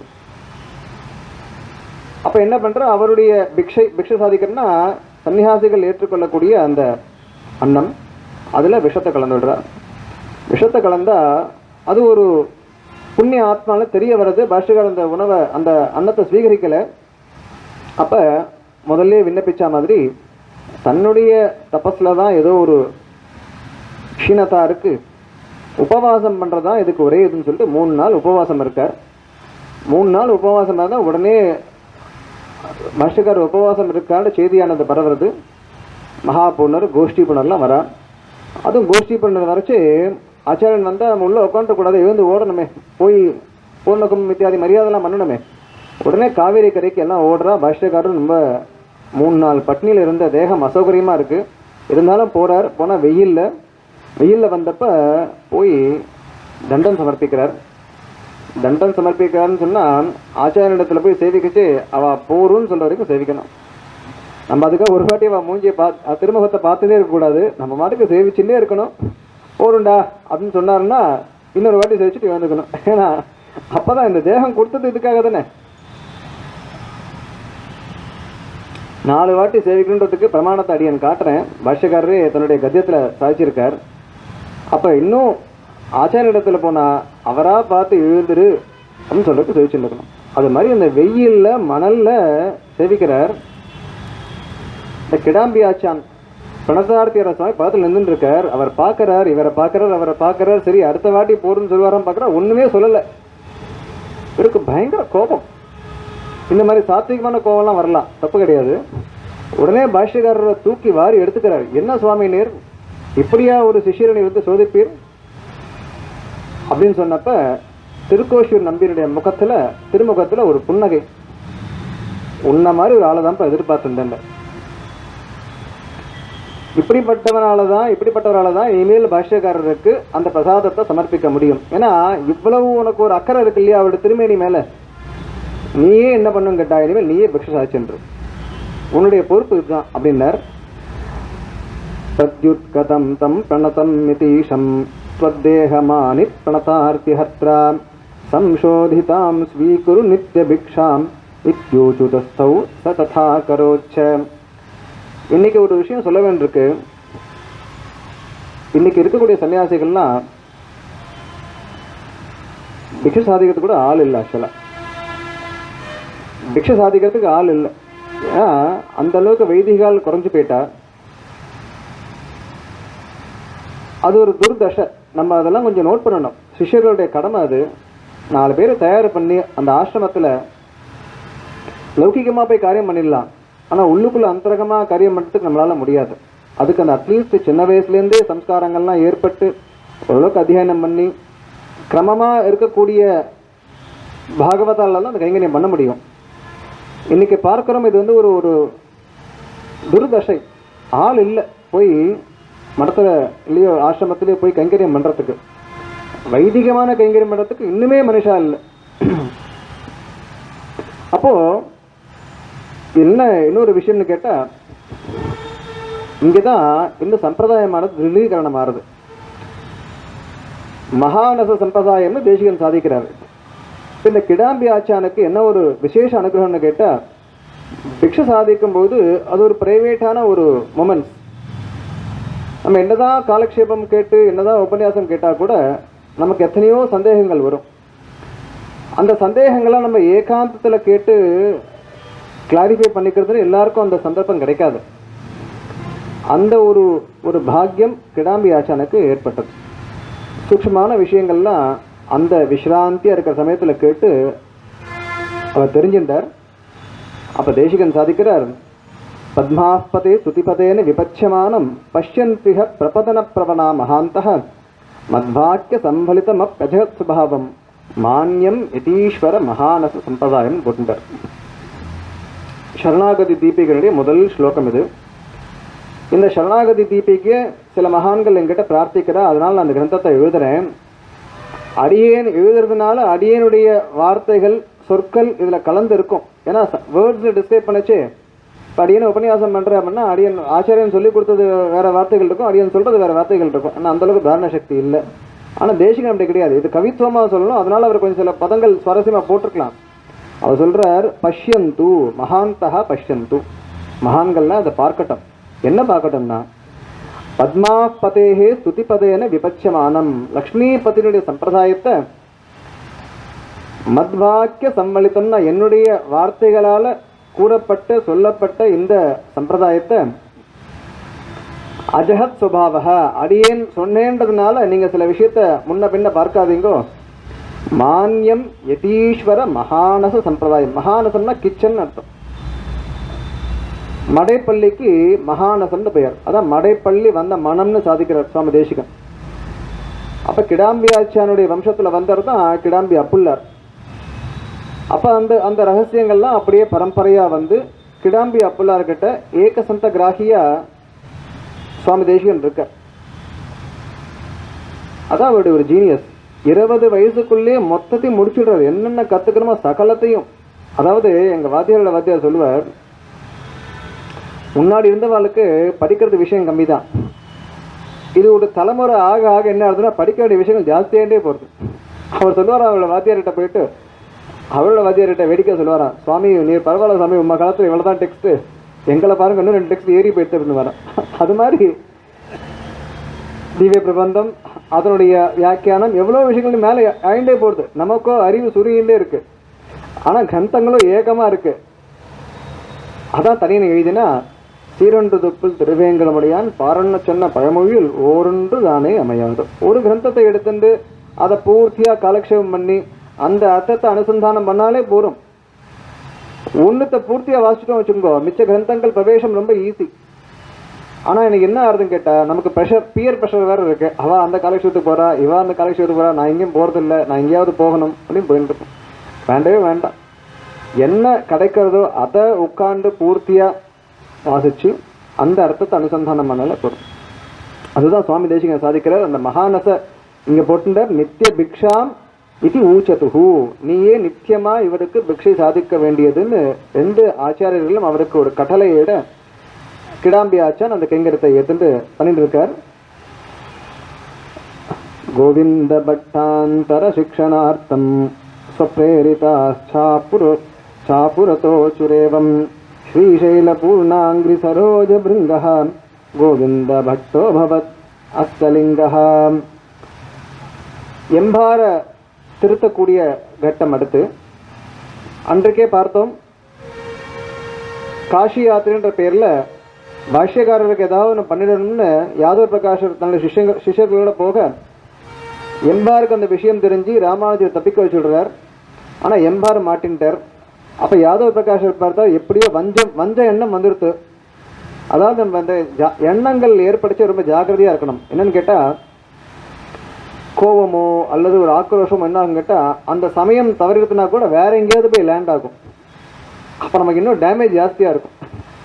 அதனால முதல்லயே அந்த கோபத்தை கண்ட்ரோல் பண்ணிட்டோம்னா ராங் பர்சன் போய் காட்ட மாட்டோம். காட்டினோன்னு அடி ஜாஸ்தி உயருது. ஆஃபீஸில் கோவம்னா ஆஃபீஸில் தீர்த்துடணும். ஆற்றுக்கு வந்தால் 2 மடங்கு நமக்கு எதிராக விழும். அதனால அந்த கோபம் இத்தியாதிகள்லாம் அங்கங்கே விட்டுடுறதே நமக்கு ஒரு பெட்டர். இவரோ தீங்கு பண்ணணும்னு நினச்சிட்டார். இப்போ ராமானுஜர் அதுலேயும் தப்பிச்சுட்டார். சரி, அவர் தம்பி இருக்காரா, சரி அந்த வஞ்சத்தை இங்கே தீர்த்துக்கிறேன்னு சொல்லிட்டு அவர் அந்த கங்கையில் தீர்த்தாம அடைச்சு ஒரு பிளான் பண்ணி, அவர் வைஷ்ணவ குலத்தை சேர்ந்தவராக இருந்தால் கூட அவருக்கு ஒரு சிவலிங்கத்தை அவர் கையில் வர வச்சு அதில் ஒரு பக்தி ஏற்படுத்தி அவரை செய்வரா உலங்கை கொணர்ந்த நாயனார்னு ஒரு பேரை வச்சு, அப்போ எம்பார் என்ன பண்ணிட்டு இருக்காருன்னு கேட்டால், மதுரமங்கலத்துக்கே வந்து பிரதிஷ்டை பண்ணுறார். மறுபடியும் காளஹஸ்திக்கு போய் அந்த சிவபூஜையை பண்ணிட்டு இருக்கார். பாஷ்யக்காரருக்கு என்னதான் இருந்தாலும் தம்முடைய சித்தியினுடைய பிள்ளை தான் அவர். அவரையும் நற்கதிக்கு கொண்டு வரணுன்றதுக்காக சில பேரை விஜாபனம் பண்ணி போய் நீங்கள்லாம் போய் திருத்தி கொண்டு வாங்கன்னு சொல்லி அனுப்புகிறார். அதான் கோவிந்த பட்டாந்தர சிக்ஷணார்த்தம், அவரை ரக்ஷணம் பண்ணுறதுக்காக ரக்ஷணம் பண்ணுறதுக்காக ஸ்வப்ரேரிதாக சில பேர் அனுப்புகிறார். ஸ்ரீசைல பூர்ணாங்கிரி சரோஜ பிருங்கஹ. உடனே என்ன பண்ணுறதுன்னு கேட்டால், அங்கே போய் திருமல் நம்பியே போனார்னு ஒரு விருத்தாந்தம் இருக்குது. தேவும் எப்பொருளும் படைக்க பூவில் 4முகனை படைத்த தேவன் எம்பெருமான கல்லால் பூவும் பூசணையும் தகுமோன்னு ஒரு பாசனம் இருக்குது. ரொம்ப அற்புதமான பாசனம். எம்பெருமானால் சிருஷ்டிக்கப்பட்டவாதான் எல்லா தேவர்களும். எல்லா தேவர்களையும் படைக்க எம்பெருமான் முதல்ல 4முகனை படைக்கிறார். அதான் தேவும் எப்பொருளும் படைக்க. இதர தேவர்களையும் மிச்ச பொருள்களையும் படைக்கிறதுக்கு பூவில் 4முகனை படைத்த, தாமரை புஷ்பத்தில் முதல்ல 4முகனை படைக்கிறார். அப்படிப்பட்ட தேவன் எம்பெருமான கல்லால் பூவும் பூசணையும் தகுமோன்ற பாசுரத்தை கேட்ட உடனேவே அவருக்கு பழசெல்லாம் ஞாபகம் வர, அந்த சமயத்திலேயே தன்னுடைய அந்த வேஷத்தெல்லாம் மாற்றிண்டு இவாளோட சேர்ந்து வந்துடுறார். ஆனால் வந்தவர் என்ன பண்ணுறான்னு கேட்டால், பெரிய திருமலை நம்பியினிடத்திலேயே இருந்துருக்கார். அவரே குருவா பாவிச்சு அங்கேயே இருந்துருக்கார். அதில் ஒரு சின்ன விற்த்தாந்தம் சுவாரஸ்யம் என்னன்னு கேட்டால், பொதுவாக குருவினுடைய படுக்கையில் சிஷ்யனானும் படுக்கக்கூடாது. ஆனால் எம்பார் என்ன பண்ணுவாரா, நித்தியம் திருமலை நம்பியினுடைய படுக்கையை ரெடி பண்ணிட்டு ஒரு படுத்துட்டு பார்ப்பாராம். ஒரு பாஷ்யக்காரத்தை பார்த்துட்டு, இப்படி பண்ணக்கூடாதேப்பா, நரகத்துக்கு போகணுமே, பெரிய பாபமாச்சேன்னு சொன்னால், அப்போ எம்பார் சாதிச்சாராம், நரகத்தை போகிறத பற்றி நான் கவலைப்படலை, இது சரியா இருக்கா இல்லைன்னு எப்படி தெரியும்? இப்போ ஆற்றுல தலிகை பண்ணுறோம், பெருமாளுக்கு சமர்ப்பிக்கிறோம். ஒரு ஸ்கூல் ஆஃப் தாட் என்னன்னு கேட்டால், பெருமாளுக்கு சமர்ப்பிச்சதை நான் சாப்பிடணும். ஆனால் பெருமாளுக்கு ஒழுங்காக சமர்ப்பிச்சிருக்கோமா இல்லைன்னு எப்படி தெரியும்? இப்போ சாப்பிட்டு பார்த்ததுன்னு தெரியும். இப்போ அப்போ சாப்பிட்டு பார்த்துட்டு பண்ணலாமா இல்லை பண்ணதை சாப்பிடலாமா, எது கரெக்ட் இப்போ அப்படின்னு கேட்டால் யார் தீர்மானம் பண்ணுறது? அந்த பக்தி பாவனை தான் தீர்மானம் பண்ண முடியும். எதற்காக சாப்பிட்டு பார்த்தேன்னு சொன்னால், இதில் பெருமாள் அமுது கொள்கிற மாதிரி உப்பு சக்கரெல்லாம் சரியா இருக்கான்றதுக்காக பார்த்தேன்னு ஒருத்தரோட பக்தி பாவனை இருந்தால் அதுவே சரி. இல்லை சாப்பிட்டா எனக்கு அது மேலே அப்போ பயந்தா அப்போ பெருமாளுக்கு பண்ணிட்டு உப்பு சேர்க்காம சாப்பிடணும். உப்பு குறைவா இருந்தால் அப்படியே சாப்பிடணும். இல்லை கொஞ்சம் உப்பு போடு அப்படின்னு சொல்லக்கூடாது. அன்னைக்கு பெருமாள் எப்படி அம்சரிச்சிருக்காரோ அப்படி தான் அன்னைக்கு சாப்பிடணும். சில விஷயங்கள்லாம் கிரே ஏரியாஸ், நம்ம போய் அதில் தீர்மானம் பண்ண முடியாது இதுதான் தப்பு சரின்னு சொல்லிட்டு. ஏன்னா அது பகவானுக்கும் பக்தனுக்கும் இடையில் இருக்கக்கூடிய விஷயங்கள், ஆச்சாரியனுக்கும் சிஷியனுக்கும் இருக்கக்கூடிய விஷயங்கள். அதில் பாவம் தான் முக்கியம். அதுக்காக அந்த வித்தாந்தத்தை விஞ்ஞாபித்தேன். அப்போ எம்பாவது சொன்ன பதில் இதுதான். நான் படுத்துட்டு பார்க்காட்டி இந்த மெத்தேஜ் சரியாக போட்டுக்க எப்படி தெரியும், இப்போ ஈவனாக இருக்கான்னு எப்படி தெரியும் இப்போ அப்படின்னு சாதிச்சாராம். அப்படிப்பட்ட ஒரு குருபக்தி மேலோங்கி இருந்த ஒரு மகானவர். வேதார்த்த சம்க்ஷேப மதோ யதீஷோ வேதாந்த சூத்ரஸ்ய ச சாரதீபௌ பாஷ்யம் ச கீதா விவృத்திம் ச கிருத்வா வாத்யேஷ முக்கியேப்ய உபாதிஷஸ்ச. ஸ்ரீரங்கத்தில் இருந்துட்டு சம்பிரதாயத்தை மேலும் எப்படி பரப்புறதுன்னு சொன்னால், கிரந்த நிர்மாணம் தான் ஒரே காரியம். ஏற்கனவே யாமுனாச்சாரியோடைய ஆக்ஞானது இருந்துருக்கு பிரம்மசூத்திரத்துக்கு வியாக்கியானம் பண்ணணும்னு சொல்லிட்டு. அப்போ என்ன பண்ணுறாருன்னு கேட்டால், ஸ்ரீபாஷ்யத்தை எழுதுகிறார், மேலும் வேதாந்த சாரம், தீபம் 3 கிரந்தங்களை எழுதுகிறார். ஸ்ரீபாஷ்யமானது கொஞ்சம் கடினமான ஜட்டிலமான ஒரு கிரந்தம். அதில் பிரவேசிக்க முடியாதவாளுக்கு வேதாந்த தீபம், அதுலேயும் பிரவேசிக்க முடியாதவாளுக்கு வேதாந்த சாரம், அல்லது முதல்ல வேதாந்த சாரம் அப்புறம் தீபம் அப்புறம் ஸ்ரீபாஷ்யம். ஏன்னா சில பேருக்கு எனக்கு இவ்வளோலாம் வேண்டாம், என்ன பண்ணுன்னு சொல்லுங்க போகிறோம்னு சொல்லுவா இல்லையா, என்ன பண்ணுன்னு சொல்லுங்க போகிறோம். அப்போ அவளுக்கு ஏற்ற மாதிரி வேதாந்த சாரம் முதல்ல, ஏன் பண்ணணும் எதுக்கு பண்ணணும் சில பேர் கேள்வி கேட்பா. அப்போ அவளுக்கு கொஞ்சம் பதில் சொல்கிற மாதிரி வேதாந்த தீபம். அதற்கு மேலே இல்லை எனக்கு புரியலை, இன்னும் அவளுடைய புத்தி கொஞ்சம் ஜாஸ்தி இருக்கும், நிறைய கேள்விகள் கேட்பான். அப்போ அவளுக்காக ஸ்ரீபாஷ்ய கிரந்தத்தை நிர்மாணம் பண்ணார். அதை தவிர அடுத்து கீதைக்கு பாஷ்யம் பண்ணார். கீதா பாஷ்யம்னு பெயர். அன்னைக்கே சொன்ன மாதிரி பிரம்மசூத்திரம், கீதை, உபனிஷத் இந்த 3 கிரந்தங்களுக்கும் ஒரு வேதாந்தி பாஷ்யம் பண்ணி எப்படி தன்னுடைய மதமானது இந்த 3 பிரமாணங்களுக்கும் சரியா இருக்குன்றத ப்ரூவ் பண்ணணும். எல்லா வேதாந்திகளும் பண்ணியிருப்பேன். உபனிஷத்துக்கு, கீதைக்கு, பிரம்மசூத்திரத்துக்கு, சங்கர மதத்திலையும் உண்டு, எல்லா வேதாந்திகளும் பண்ணுவார். அப்போ பாஷ்யக்காரர் என்ன பண்ணார் கேட்டால், உபனிஷத் அர்த்தங்களுக்கு ஏற்கனவே சங்கரர் பாஷ்யம் பண்ணியிருக்க, எங்கெல்லாம் அவைகள் சரியா இல்லைன்னு தோன்றதோ அந்த மந்திரங்கள் மாத்திரம் எடுத்துட்டு வேதார்த்த சங்கிரகம்ன்ற டெக்ஸ்ட் ஒன்று பண்ணார். அதுலேயே எதெல்லாம் ரிகன்சைல் பண்ணணுமோ அதெல்லாம் பண்ணிட்டார். கீதைக்கு பாஷ்யம் எழுதினார், பிரம்மசூத்திரத்துக்கு 3 பாஷ்யம் எழுதினார். அது என்ன பண்ணாருன்னா, எல்லாருக்கும் வாத்யேஷ முக்கியபியான்னு சொன்னால் தன்னிடத்தில் இருக்கக்கூடிய சிஷ்யாளுக்கு எல்லாருக்கும் அதை சொல்லி வச்சாருங்க ஸ்ரீரங்கத்தில்.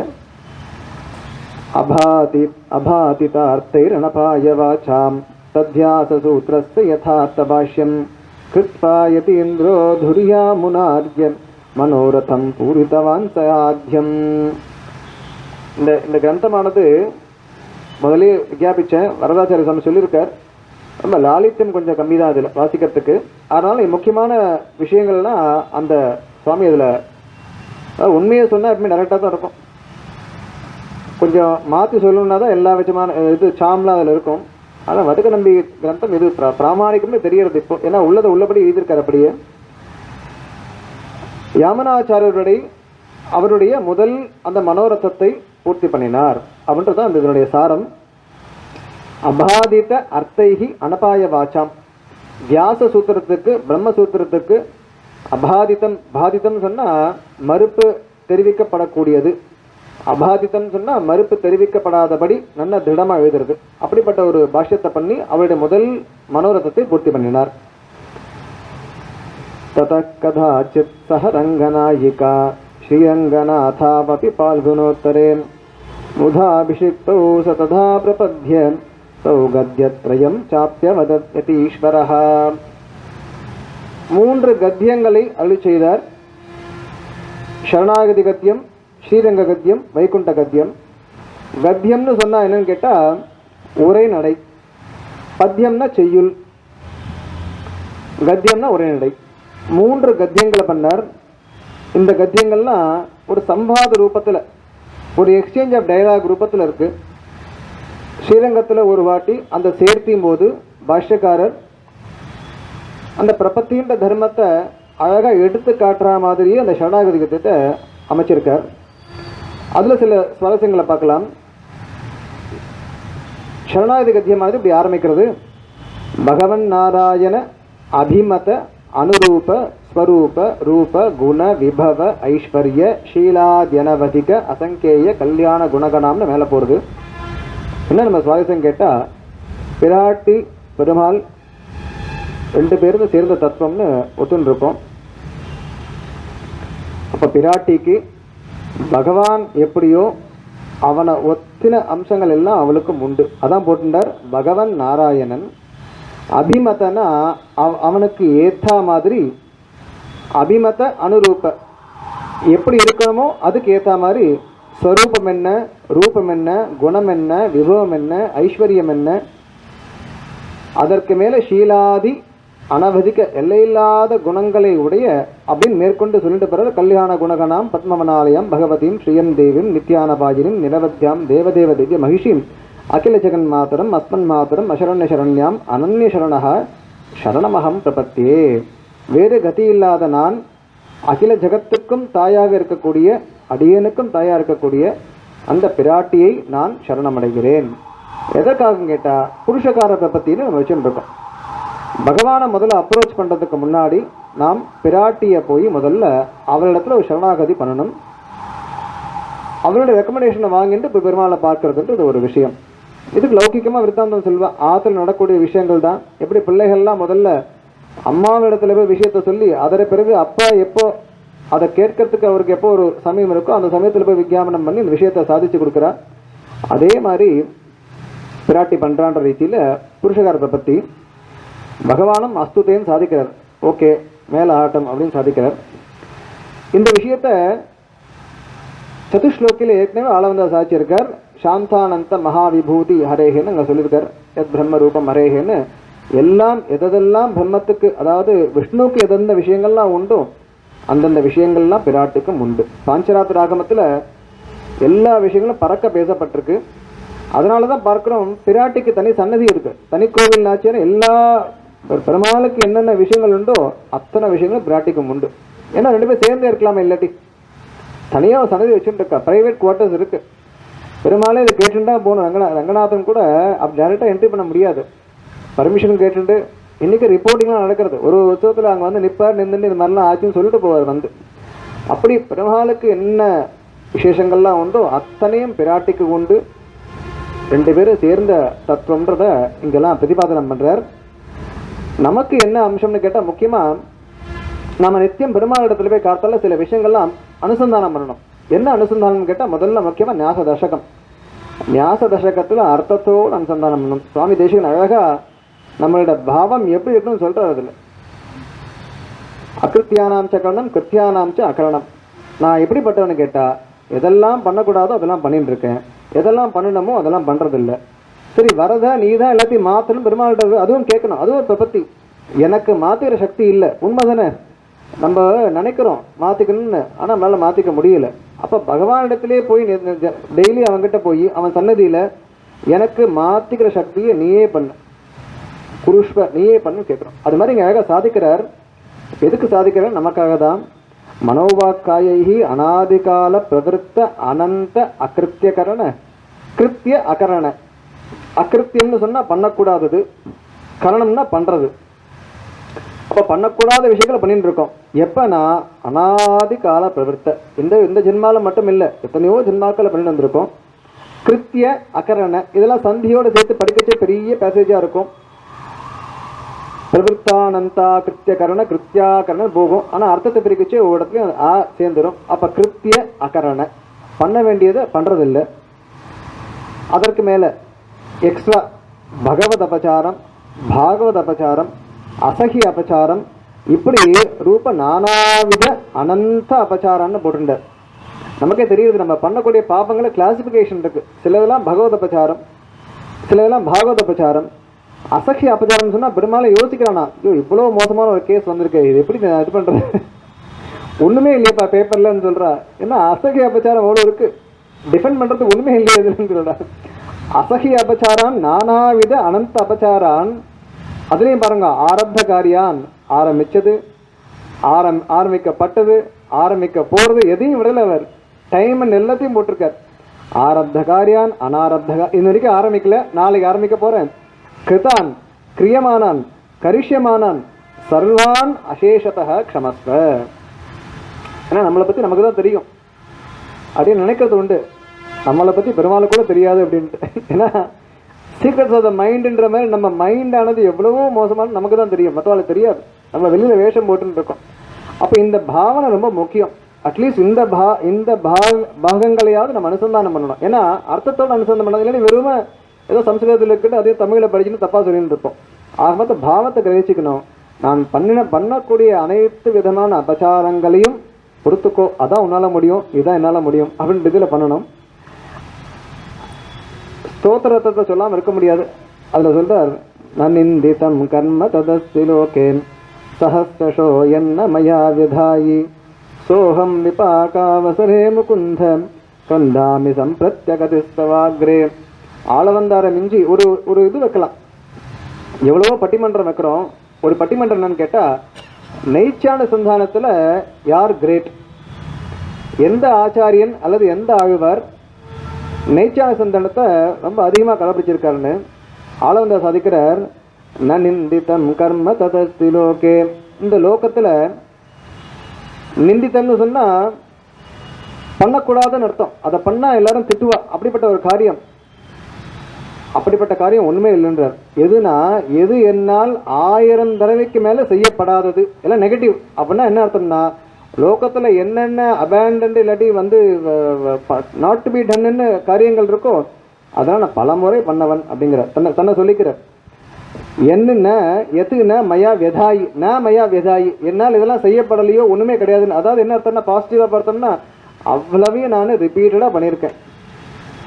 சோகம் விபாகவசரே முகுந்த. இப்போ என்ன பாச்சு உனக்கு, சரி அதெல்லாம் போட்டு என்னன்னு பெருமாள் கேட்டால், இப்போ அந்த கர்மாலாம் பழுக்க ஆரம்பிச்சிருது சுவாமி, இப்போ வினையை அனுபவிச்சுட்டு இருக்கேன் இப்போ நான்றார். சோகம், அப்படிப்பட்ட நான் விபாக அவசரே, இப்போ எல்லாம் பழுத்து தன்னுடைய பலனை காமிச்சுட்டு இருக்கு.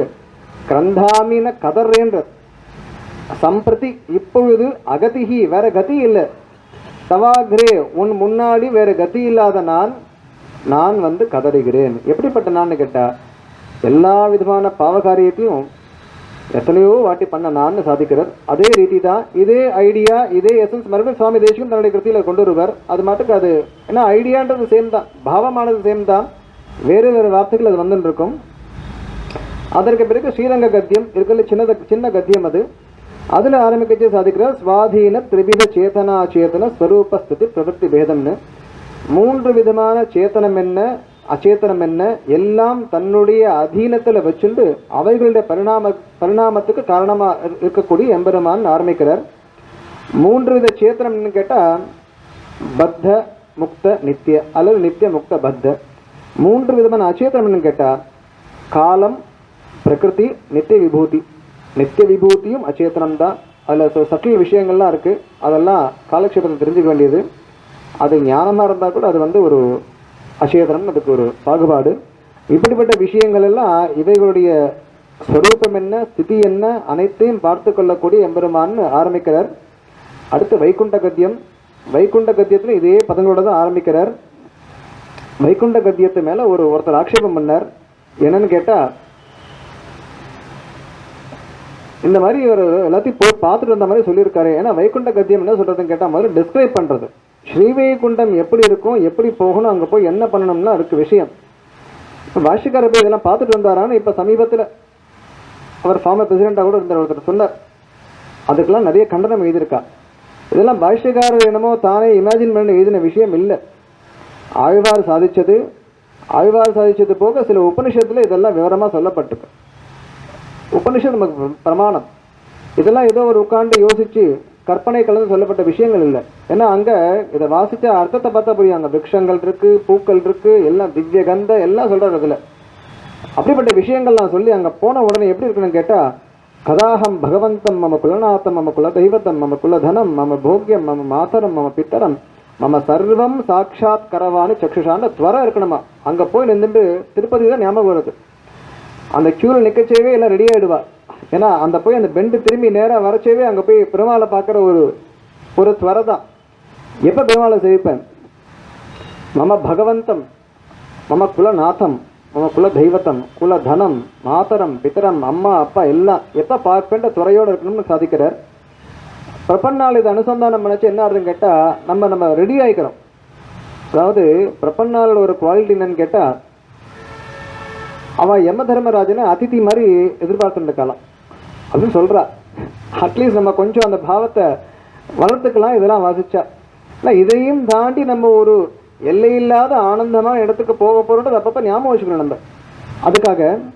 அதுக்கு மேலே போட்டுட்டார், சமஸ்த பரிவாராய ஸ்ரீமதே நாராயணாய நமஹா இதி பிரணம்ய.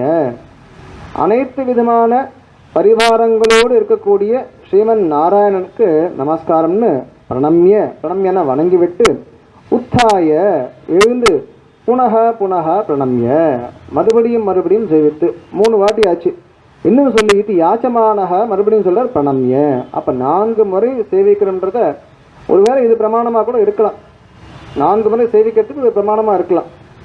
ஏன்னா பாஷிகா தன்னுடைய கிரந்தத்தில் சாதிச்சிருக்கார், பிரணம்ய புனகா புனகா பிரணம்யன்னு சாதிச்சிருக்கார். அதற்காக இந்த விஷயங்கள்லாம் இப்படி விஞ்ஞாபனம் பண்ணேன். மேற்கொண்டு எத்திராஜ விபத்தை நம்ம அனுபவிக்கலாம். भाष्यादिभिस्तत्त्वविधोतगद्यैः श्रीशं प्रपन्नस्य तदेकवृत्तेः கைங்கரியமாப்ராயணகாரியமாக நித்யாபிதக்ரந்தமுகாத்யதீஷः. அவர் பண்ண இன்னொரு முக்கியமான கைங்கரியம்னு கேட்டால், நித்தியம்னு ஒரு கிரந்தம் பண்ணியிருக்கார். அது காலக்ஷேப கிரந்தம். அது நித்தியம்னு சொன்னால் தினந்தோறும் ஒரு ஸ்ரீ வைஷ்ணவன் அல்லது ஒரு பிரபன்னன் பண்ண வேண்டிய காரியம். பாஷ்யக்காரர் பண்ண 9 கிரந்தத்தினுடைய தாத்பரியம் என்னன்னு கேட்டால், முதல்ல வேதார்த்த சங்கிரகம் பண்ணார். வேதார்த்த சங்கிரகத்தில் வேத வாக்கியங்களுக்கெல்லாம் அர்த்தம் பண்ணார். அதற்கடுத்து ஸ்ரீபாஷ்யம் வேதாந்த தீபம் சாரத்தில் சூத்திரங்களுடைய அர்த்தங்கள்லாம் சொன்னார். கீதா பாஷ்யம். இந்த 5 கிரந்தங்கள்னாலேயும் ஒரு ஸ்ரீ வைஷ்ணவன் என்ன ஞானத்தை அடையணும் அது விஸ்தாரம் சாதிச்சார். அதற்கு பிடித்த தத்துவம். அடுத்து ஹிதம். ஹிதம் என்னன்னு கேட்டால் 3 கத்தியங்கள் பண்ணார். இப்போ தான் பார்த்தோம். சரணாகதி கத்தியம், ஸ்ரீரங்க கத்தியம், வைகுண்ட கத்தியம்னு இந்த 3 கத்தியத்தில் என்ன வழி, அந்த வழியை பறக்க பேசினார். அடுத்து புருஷார்த்தம் என்னென்னா, என்ன பண்ணணும்னா கைங்கரியம் தான். நித்திய கிங்கரோ கரவா நித்திய கிங்கரோ பவானின்னு கேட்குறார். நித்திய கிங்கரனா எப்பையும் விட்டு விலகாத ஒரு கிங்கரனாக இருக்கணும்னு கேட்குறார். அப்போ நீ நித்திய கிரந்தத்தில் என்ன சாதிக்கிறன்னா, என்ன பண்ணணும், what is to be done, அதாவது ப்ரிப்பேர் ஆகிக்கிறது. அங்கே போய் கைங்கரியம் பண்ண போகிறேன்னா இங்கேருந்தே இந்த கைங்கரியத்தை பண்ணி பண்ணி பண்ணி பழகிக்கிறது. அதுக்காக இந்த கிரந்தத்தை சாதிச்சிருக்கார். அந்த கிரந்தமானது ஒரு காலக்ஷேப கிரந்தமாக இருந்துருக்கு. அதை ஆச்சாரியத்தில் போய் தெரிஞ்சுக்க வேண்டியது. அதற்கடுத்து ததஸ்தசிஷேர் பகுபேர்யதீஷः காஞ்சா பதா வெங்கடசைலவர்யம் பக்தியா பஜன் தத் பகுமானிதஸ்தன்னு ஸ்ரீசைலபூர்ணம் பிரணதோ குருந்தம். இதற்கு பிறகு திருமலைக்கு போகக்கூடிய ஒரு ஆவல் இருக்கிறதுனால அப்படியே கிளம்பி சிஷ்யாலாம் கூட்டுட்டு காஞ்சிபுரத்துக்கு போய் வரதன மங்களாசாசனம் பண்ணி சேவிச்சுட்டு அங்கேயும் திருமலை கேள்றார்.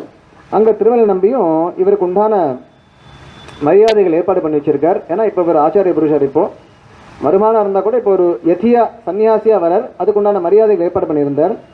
தத்வீக்ஷித சன் கமலா நிவாசம் பிரபத்ய தத் பூர்ணவராத்யதீஷः ராமாயணம் தத் விவிதைர் மகார்த்தைஹி சம்வத்சரம் தத்ர வசன்ன கிருண்ணாத்.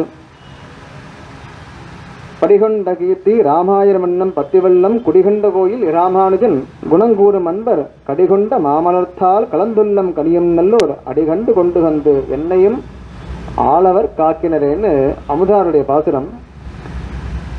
திருமலைக்கு போய் என்ன பண்ணினார்னு கேட்டால், ஸ்ரீமத் ராமாயணத்தில் அதனுடைய ரகசியங்கள் எல்லாம் திருமலை நம்பிக்கிட்ட வாசிக்கிறார். 18 விதமான ரகசியங்களை அவர் உபதேசிக்கிறார். ஒருத்தன் இடத்துல கேட்டவர் இப்போ இல்லை, எழுந்து எங்கே பேர்க்கிற உபன்யாசத்தில் அப்படி என்ன சுவாமி இருக்குது? 18 விஷயங்கள் அவ்வளோ இருக்கா ஸ்ரீமத் ராமாயணத்தில். அதை வாசிச்சாதான் தெரியும் அதில் எவ்வளவோ சூக்ஷ்மமான விஷயங்கள்லாம் இருக்குது. அதெல்லாம் அந்த காலத்தில் உபதேசத்து மூலம் தெரிஞ்சுக்க முடியும். இன்னும் நம்ம நினைக்கிற மாதிரி இன்னைக்கு ஃபோன்லேயோ பண்ண முடியாது. இதெல்லாம் அவள் அனுஷ்டானத்தை விடாதவ. காத்தால இருந்தால் அவள் அனுஷ்டானம்லாம் போக எஞ்சி இருக்கக்கூடிய சமயம் பார்த்தோம் வச்சுக்கோங்க, ஒரு 2 மணி நேரம் 3 மணி நேரம் கிடைக்கும். மறுபடியும் சாயங்காலம் ஆச்சுன்னா திருப்பி அனுஷ்டானம் பண்ணணும். விஸ்ராந்தி போக இருக்கக்கூடிய கொஞ்சம் நேரத்தில் தான் அந்த பாடமே நடக்கும். அதுலேயும் அனத்தியன காலங்கள்லாம் உண்டு. அமாவாசை இருக்கும், பருவம் இருக்கும், இப்படிப்பட்ட நாள்கள்லாம் போக பெருமாள் கைங்கரியம் இருக்கும். அப்போ 1 வருஷ காலம்ன்றது ஒன்றுமே இல்லை ஒரு கிரந்தத்தை வாசிக்கிறதுக்கு. கிராஷ் கோர்ஸ்லாம் கிடையாது, பூர்த்தியாக உட்காரணும் அங்கே போய் குருவினிடத்தில்.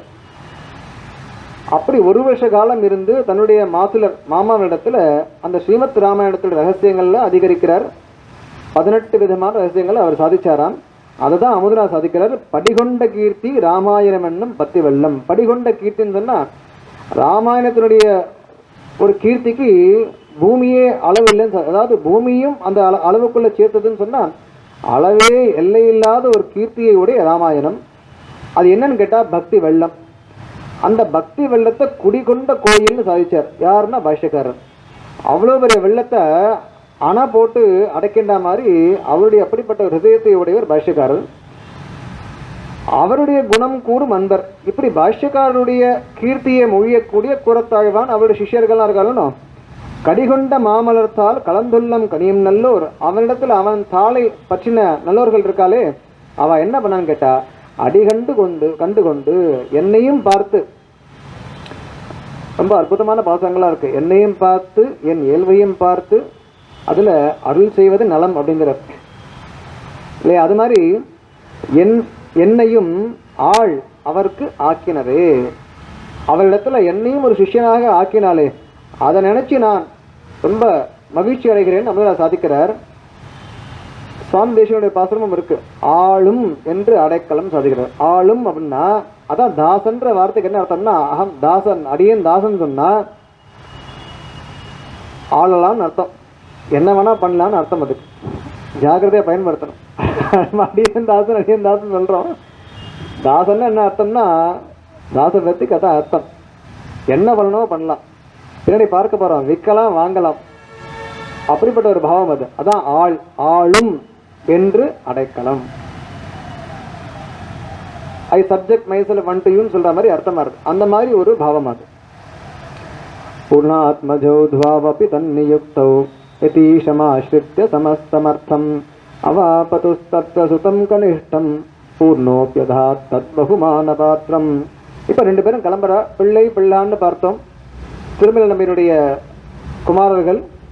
ஏன்னா திருமலைக்கு போயிருக்காரு இல்லையா, போய் தண்டம் சமர்ப்பிக்கிறதுக்கு போனால் மறுபடியும் திருமலைக்கு போயிருக்கா. மறுபடியும் எல்லாம் கிளம்பி தீர்மானமாக பாஷ்யக்காரிடத்துல சிஷ்யனாகணும்னு வரான். பிள்ளானபிஜம் சஜதேன தத்தம் கோவிந்த பட்டம் நிஜயாத்யுதம் ச சகிருஷ்ய ஹிருஷ்ட சமமாபரங்கம் காஞ்சி பதாதேவ யதீஸ்வரஸ்ச. பிள்ளான் அவரே விரும்பி வரார். ஆனால் கோவிந்த பட்டர் பாஷ்யக்காரர் கேட்கிறார், கோவிந்தரை தாரும்னு கேட்கிறார். பெரியநம்பி கிட்ட யாச்சிக்கிறார். கைங்கரியத்துக்கு ஆள் வேணும், கோவிந்த பட்டர் அனுப்பணும்பார். ஆனால் கோவிந்த பட்டருக்கு இன்ட்ரெஸ்ட் இல்லை வரத்துக்கு. ஏன்னா அவர் பெரிய திருமலை நம்பியே குருவா பாவிச்சுன்னு இருக்கார். அவருக்கு இஷ்டம் இல்லை வரத்துக்கு. ஆனாலும் அவரிடத்துல தாச விருத்தி பண்றதுனால பெரியாழ்வார் பாசுர பிரகாரம் கேசவா புருடோத்தமா கிளர் சோதியாய் குழலா என்று பேசுவார் அடியார்கள் எந்தம்மை விற்கவும் பெறுவார்களே அப்படின்னு இருக்கு. இதுதான் அந்த தாச பாவமானது. அப்போ என்ன பண்ணலாம்னா டிரான்ஸ்ஃபர் பண்ணலாமா, பிரான்ச்சில் டிரான்ஸ்ஃபர் பண்ணுற மாதிரி. ஏன்னா நம்ம ஆப்ஷன் கிடையாது. முதல்ல சைன் பண்ணுறோம், எங்கே மாற்றினாலும் ஒர்க் பண்ணுறேன் அப்படின்னு சைன் பண்ணுறோம். அப்புறமா வாய்தா வாங்குறோம், அது வேறு விஷயம். ஆனால் எம்ப்ளாய்மெண்ட்டுக்கு முதல்ல போச்சவே எந்த பிரான்ச்சில் அஸ்ஸாமில் போட்டாலும் ஒர்க் பண்ணணும், கேரளாவில் போட்டாலும் ஒர்க் பண்ணணும். அது மாதிரி என்ன ஆகுதுன்னு கேட்டால் என்னை எந்தம்மை விற்கவும் பெறுவார்களேன்னு அந்த மாதிரி பெரிய நம்பி என்ன பண்ணாரா, கேட்ட உடனே ஆக்ஷன் போ அப்படின்ட்டாராம். கொஞ்சம் தூரம் போகிறார். கொஞ்சம் தூரம் போனால் கோவிந்த பட்டருக்கு ஒரே முகத்தில் வாட்டம். பாஷ்யக்கார் திருப்பி பார்க்குறார், புரிஞ்சுன்னுட்டார். சரி நீ போய் பெரிய நம்பியை கேட்டுட்டு வா, திருமல் நம்பியை கேட்டுட்டு வான்னு அனுப்புகிறார். போய் வாசல் நிற்கிறாரா, குரல் கொடுத்து பார்க்கிறார், திருமல் நம்பி வெளில வரவே இல்லையா.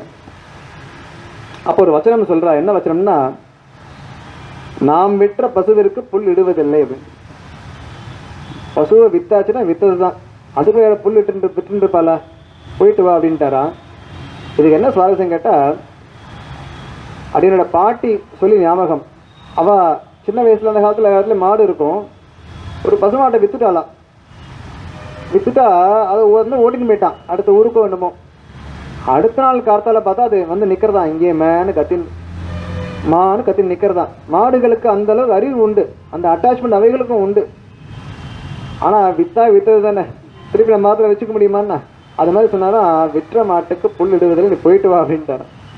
உடனே கோவிந்த பெற்றக்கு வேறு வழி இல்லை, இவரும் அமுச்சுட்டாரு. இப்போ வித்தாச்சு சோல்டுன்னு சொன்னால் இங்கே இருக்க முடியாது. அதனால கிளம்பி பாஷ்யக்காரோட போறாரா. அதுக்கு தேசிகன் இந்த பாவத்துக்கு ஒரு ஸ்லோகம் பண்ணியிருக்கார். அபிகம்ய சென்ன கனகாக சுமேதசா இது சக்கரவர்த்தி பதபத்ம பத்தனம் ஹரிபக்த தாச ரசிகா பரஸ்பரம் கய விக்ரய அருக தசையா சமிந்ததேன்னு எதிராசப்தத்தில் வரக்கூடிய ஸ்லோகம். அது ரொம்ப அற்புதமான ஸ்லோகம்.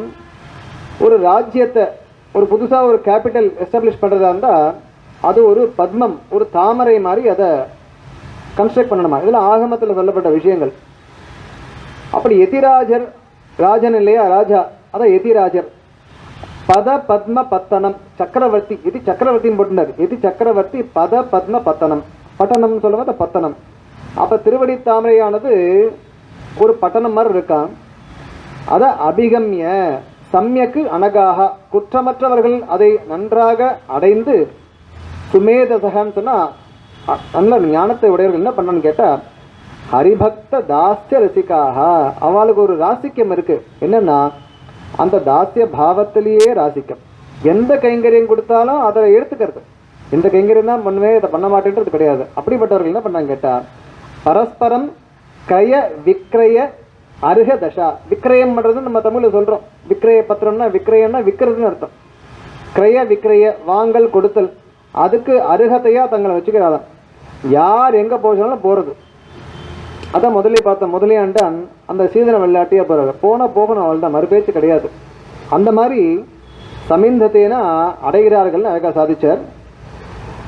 பட்டாரகம் தம் ச பராசராக்கியம் கிருத்வா கிருதம் தேன சஹஸ்ரநாம்னாம் பாஷ்யம் பிரதிஷ்டாபி ச யாமுனார்ய மனோரதம் பூரித்தவான் த்விதீயம். போன ஸ்லோகத்தில் ஒரு சின்ன விஷயம் பாக்கி இருக்கு. அப்போ கூரத்தாழ்வானுக்கு நேற்றுக்கு சொன்ன அந்த விற்த்தாந்தம் இருக்கு இல்லையா, அந்த பெருமாள் பிரசாதத்தை ஸ்வீகரிச்சுண்டு அவருக்கு புத்திரர்கள் பிறக்கிறா. அதில் முக்கியமாக பராசர பட்டர் அவருடைய அவதாரமானது ஏற்படுறது. இப்போ அந்த பராசர அந்த குழந்தைக்கு பராசரன்னு பேர் வச்சதுனாலேயே யாமனாச்சாரியருடைய 2வது அந்த ஆஷாவானது நிறைவேறுறது. என்னன்னா வியாசருடைய பிதாவுடைய பெயரை வைக்கணும்னு சொன்னார் அவர். அதான் பராசருடைய பெயரை வந்து அவருக்கு சாத்தினா. அந்த பட்டரை பற்றி நிச்சயமாக 2-3 விஷயங்கள் சொல்லணும். பராசர பட்டருக்கு ஸ்ரீரங்க நாயக்கி தான் தாயார் வந்து வளர்க்குறார். அவர் ஒரு மகான், பெரிய ஜீனியஸ். ஒரு வாட்டி ஸ்ரீரங்கத்தில் காவேரி கரையில் விளையாடிட்டு இருக்கார் மணலில். அப்போ நல்லா படித்தவாளுக்கு என்னன்னு கேட்டால் டிபேட்டில் போய் பார்ட்டிசிபேட் பண்ணணும். டிபேட்டில் பார்ட்டிசிபேட் பண்ணி அதை ப்ரூவ் பண்ணணும் நம்மளுடைய அந்த ஸ்கில்லை. ஏன்னா படிச்சுட்டு ஆற்றுலேயே உட்காந்தா ஒன்றும் பிரயோஜனம் இல்லையே. அதனால் என்ன பண்ணுவோம், அப்பப்போ டிபேட்னு வந்து அவங்க உற்சாகம் ஆகிடுவான். சர்வஜ்ய பட்டர்னு ஒருத்தன் பாஷ்யக்காரருடைய வாத விவாதங்கள்லாம் கேள்விப்பட்டு பாஷ்யக்காரரை தோற்கடிக்கணும்னு சொல்லிட்டு பல்லக்கில் வந்துட்டு இருக்கான். அவனுக்கு இடம் தெரியாது, கேட்டுட்டு வரான். வந்தால் அந்த பசங்களாம் விளையாடிட்டு இருக்கா. பராசர பட்டரோட கண்ணில் படுறார். அப்போ கூப்பிட்டு கேட்குறார், எப்பா உங்கள் எதிராஜர் இருக்கார், எங்கே இருக்காருன்னு கேட்குறார். அப்போ பராசர பட்டர் கேட்குறாரு, எதுக்குன்னு கேட்குறார். இல்லை, நான் பதில் சொல்கிறார், நான் ஒரு பண்டிதன், அவரோட வாதம் பண்ணி ஜெயிக்கிறதுக்காக வந்திருக்கேன்னு சொல்கிறார். ஓ அப்படியா, இவர் குழந்தை, 5 வயசு 6 வயசு வச்சுக்கோங்க. நான் ஒரு கேள்வி கேட்குறேன், என் கேள்விக்கு பதில் சொல்லிவிட்டு நீங்கள் இங்கே பாஷ்யக்கார இடத்துல போய் வாதம் பண்ணணுமா வேணாமான்னு முடிவு பண்ணிக்கோங்கன்ட்டு. அந்த காலத்தில் இல்லை, இந்த காலத்துலேயும் பசங்க கேள்வி கேட்கறது ரொம்ப பயமாக தான் இருக்குது. அப்பா ஒரு டவுட் அப்படின்னா என்ன கேட்க போறான்னு தெரியல நமக்கு. ஏன்னா நம்மக்கிட்ட பதில் இல்லை. ரொம்ப யோசிக்கிற அந்த காலத்தில் நான் கேட்குற கேள்வியில இழக்க முடக்கா இருக்கு. நம்மளே வாய்தா வாங்கிட்டு நாளைக்கு சொல்கிறேன் படு இதான் சொல்ல வேண்டியிருக்கு. சர்வக்கிய மற்ற பார்க்குறாரு, இதுவோ சின்ன குழந்தை என்ன விளையாட்டுது, நம்மக்கிட்ட போய் போட்டி போடுறது, சரி கேளு அப்படின்னு சொல்கிற கேளு அப்படின்றார். பராசர பட்டர் கீழே இருந்த பூமியிலேருந்து கொஞ்சம் ஒரு பிடி மண் எடுக்கிறார். எடுத்து இதில் எவ்வளோ மண் இருக்குது அப்படின்னு கேட்குறார். சர்வக்கிய பட்டருக்கு தூக்கி வாரி போடுறது இதுன்னா ஆற காரியமாக இன்னைக்கு எப்படி என்றது மண்ணெல்லாம் உட்காந்து என்ன முடியாது யோசிச்சுட்டே இருக்கார். என்ன சொல்கிறதுன்னு யோசிச்சுட்டு இருக்கார். பராசர பட்டர் சொல்கிறார், என்ன சுவாமி இதுக்கு போய் இவ்வளோ யோசிக்கிறீர், ஒரு பிடி மண்ணுன்னு சொல்ல வேண்டியது தானே அப்படிங்கிறார். அதுவும் அளவு தானே, இப்போ என்னென்று பாலான்னு அப்படியே கீழே விழுந்து சேவிச்சுட்டு திரும்பி போயிட்டாராம். இவரே இப்படி இருக்காருன்னா அவர் எப்படி இருப்பாரோன்னு திரும்பி போயிட்டாராம். அப்படிப்பட்ட ஒரு மேதை பராசர பட்டர். இன்னொரு ரெண்டு விஷயங்கள் மட்டும் ஒரு சுவாரஸ்யத்தை பார்க்கலாம். இந்த காலத்துக்கு நமக்கு தேவையான சுவாரஸ்யம். அதுக்காக பராசர பட்டர்கிட்ட ஒருத்தர் திருவாராதனம் கற்றுக்கணும்னு போனாராம். அப்போ பட்டரை கூப்பிட்டு உட்காத்தி வச்சு டீட்டெயிலில் கிளாஸ் எடுக்கிறார். எடுத்தால் 2-2.5 மணி நேரம் மேலே போகிறது. ப்ராக்டிக்கல் சொல்லி டெமான்ஸ்ட்ரேட் பண்ணார். பண்ணிட்டு போயிட்டு வர நம்பிச்சார். 2 நாள் ஆச்சு. இவருக்கு சந்தேகம் வந்ததோ கேட்டதில்லை. உடனே பராசர பட்டர் திருமாலைக்கு போகிறார். போனால் பட்டர் ரெடி ஆகிட்டு இருக்கார் திருவாராதனம் பண்ணுறதுக்கு. 2 நிமிஷம் இருக்கா, நான் வந்து திருவாராதனம் பண்ணிட்டு வரேன்னு போகிறார். போனால் 5 நிமிஷத்தில் வந்துட்டார். மணி வச்சுட்டு வந்துட்டார். இவருக்கு சந்தேகம், என்ன சுவாமி முதல்ல அன்றைக்கி கிளாஸ் எடுக்கச்சு 2.5-3 மணி நேரம் கூட போச்சு, 5 நிமிஷத்தில் வந்துட்டேன்னு கேட்டால் பட்டர் சாதிச்சாராம், எனக்கு இதுவே ஜாஸ்தி, உனக்கு அது போராதுன்னாராம். நீ 3 மணி நேரம் ஆராதனை மணி நேரம் உனக்கு போராது, எனக்கு 5 நிமிஷமே ஜாஸ்தினாரா. ஏன்னா அவள் இருந்த அந்த ஸ்டேட் ஆஃப் மைண்ட் இருக்குது பாருங்க, அது எப்பயுமே பகவத் சிந்தனமே ஓடிட்டு இருக்கு, பத்தியமாக வந்துட்டு இருக்கு. மணி அடிப்பார பத்தியம் எழுதுவார சொல்லுங்க. ஏன்னா அப்படி ஒரு பக்தியில் இருக்கிறவாருக்கு திருவாராதனம்லாம் அவளுக்கு செகண்டரியாக போய்டும். பண்ணாமல் இருக்க மாட்டா, பண்ணுவான் லகு. இதில் நமக்கு என்னன்னு கேட்டால், யாரோட திருவாராதனை நம்ம போய் வேடிக்கை பார்க்க வேண்டாம், அவள் மாட்டுக்கு அவள் பண்ணட்டும். ஏன்னா பகவானுக்கு அவளுக்கும் இருக்கிற டீலிங் இது. என்ன சுவாமி ஆயிடுத்தா அவ்வளோதானா அப்படின்னு கேட்க வேண்டாம். இதை வேடிக்கை கதை சொல்லுவா. 2 பேர் என்ன பண்ணால் ஊருக்கு போனால் சாயங்காலம் சந்தியாவந்தன நேரமாச்சு. குளக்கரையில் உட்காண்டா அர்க்கியம் விட்டா ஜபம் பண்ண ஆரம்பித்தா. அப்படி உட்காந்துருக்கார். பார்க்குறார், அவர் இன்னும் எழுந்துக்கல, இவர் எழுந்துக்கல, இவர் அவரை பார்க்குறார், அவர் இவரை பார்க்குறார். ஜபம் எப்போ முடிஞ்சு போயிடுது. யார் முதல்ல எழுந்துப்பான்னு பார்த்துட்டு இருக்கா. 2 பேரும் கொசுவா பிடுங்கிறது. என்ன சுவாமி ஆயிடுத்தா அப்படின்னு கேட்குறாரு. எப்பயோ ஆயிடுத்து, உமக்கு என்ன ஆலையான்னு கேட்குறாரு. இப்போ என்ன ஜம்மம், இப்போ அவர் எவ்வளோ பண்ண உமக்கு நீ எழுந்து போக வேண்டியது தானே. ஆக இந்த காரியங்கள்லாம் பக்தியும் பாவனையும் இருக்கணுமே ஒழிய அதை காட்டுறதுக்காக தான் ரொம்ப சுவாரஸ்யமான ஐதிகங்கள். இதெல்லாம் பார்த்து கற்றுக்கணும் நம்ம. அடுத்து ஒரே ஒரு ஐதிகத்தை பார்த்துட்டு மேலே பாஷ்யகா கதைக்கு போகலாம். பராசர பட்டருடைய காலத்தில் ஒருத்தர் தன்னுடைய கன்னிகைக்கு விவாகம் பண்ண வேண்டியிருக்க பட்டர் இடத்துல சகாயம் கேட்குறாராம். கேட்டால் பட்டர் ஏதோ காரியத்தில் மறந்து போய்டுறார், கொடுக்கல. விவாகம் ஆயிடுறது, கஷ்டப்பட்டு பண்ணிடுறார். அப்போ அடுத்த நாள் கோவிலுக்கு பட்டர் போயிட்டு வரைச்சு அவர் எதிர வரார். வந்தால் அவருக்கு மனக்கவலை. ஏன்னா அவர் தரேன்னு சொன்னார் இல்லையா. என்ன சுவாமி நீர்லாம் பெரிய ஆளா, இப்போ கேட்குறோமா இல்லையா, நீ எல்லாம் பெரிய மனுஷனா அப்படின்னு அவர் மாட்டுக்கு ஆரம்பித்து கத்தின்னு இருக்காராம். கூட வந்த சிஷ்யெல்லாம் கோவம் வந்துருத்தான். யாரை பார்த்து பேசுகிறீருன்னு பட்டர் சொன்னாராம், பேசாமல் வரும் அப்படின்னாராம். அவர் கத்தி முடித்த வரைக்கும் ஒன்றும் சொல்லலையாம். க்ஷமா பிரார்த்தனை பண்ணிட்டாராம். சிஷ்யர்கள்லாம் கேட்டாலாம், ஏன் சுவாமி உமக்கு எவ்வளவோ காரியங்கள் இருக்குது, ஏன்னா அவர் ஒரு வாட்டி ஞாபகப்படுத்தக்கூடாதா, என்ன நீர்னா. அப்போ முக்கியமான விஷயம் சொன்னார். என்னென்னா, நாம் பண்ணின தப்பை சபையில் ஒருத்தர் சொல்லி நாம் பொறுமையாக கேட்டோம்னா நம்முடைய பாப்பங்கள்லாம் கழியறதான். ப்ராக்டிக்கலான ஒரு விஷயம். இன்றைக்கி நமக்கு ஆக்ரோஷப்பட வேண்டாம், வளர்த்துக்கலாம், பட்டரை ஞாபகம் வச்சுக்கலாம். நாம் தப்பு பண்ணியிருந்து ஒருத்தர் அந்த தப்பை சபையில் சுட்டி காட்டும்போது கோவப்படாமல் நாம் பண்ணது தப்புன்னு நினச்சோம்னா என்ன ஆறுதுன்னு கேட்டால் நம்முடைய பாவங்கள்லாம் கழியறதான். உடனே என்ன கேட்பா பசங்க, நான் தப்பு பண்ணாதப்ப கத்தினேன் அப்படின்னு கேட்பா. தப்பு பண்ணாதப்ப நான் ஒன்றும் டென்ஷன் ஆக வேண்டாம், அவளோட புண்ணியெல்லாம் கழியறதுன்னு. ஆக மொத்தம் ஏதோ கழியறது. ஆக இந்த விற்த்தாந்தல் தெரிஞ்சுக்கூடிய விஷயம் என்னென்னா, ஸ்ரீ வைஷ்ணவர்கள் அந்த பரஸ்பர பாவத்தை வளர்த்துக்கலாம். ஏதோ எத்தனையோ கைங்கரியம் பண்ணுறோம், எத்தனையோ அபச்சாரம் பண்ணுறோம், ஏதோ பண்ணாமல் ஒன்றும் இல்லையே, நம்ம ஒன்றும் அப்படி அப்பாற்பட்டவர் இல்லையே. தப்பு நடக்கிறது சகஜம், சுட்டி காட்டுறாளா க்ஷமிக்கணும் சுவாமி ஏதோ ஆயிடுத்துன்னு சொல்லிட்டு போனால் இல்லை. இப்படி இந்த மகான்களுடைய சரித்திரத்தை கேட்கறதுன்னு நமக்கு நிறைய விஷயங்கள் தெரியுது. அடுத்து கதாச்சிதந்தர் மதமர்த்த சிந்தாம் திவ்ய பிரபந்தஸ்ய சமாச்சரந்தம் யதீஸ்வரம் வீக்ஷ ச பூர்ணபுத்ரஹ தத் சிந்திதார்த்தோ ஹேமாதித்யவோசத். பிள்ளான் பாஷ்யக்காரர் ஆசிரிச்சு இருக்கார்.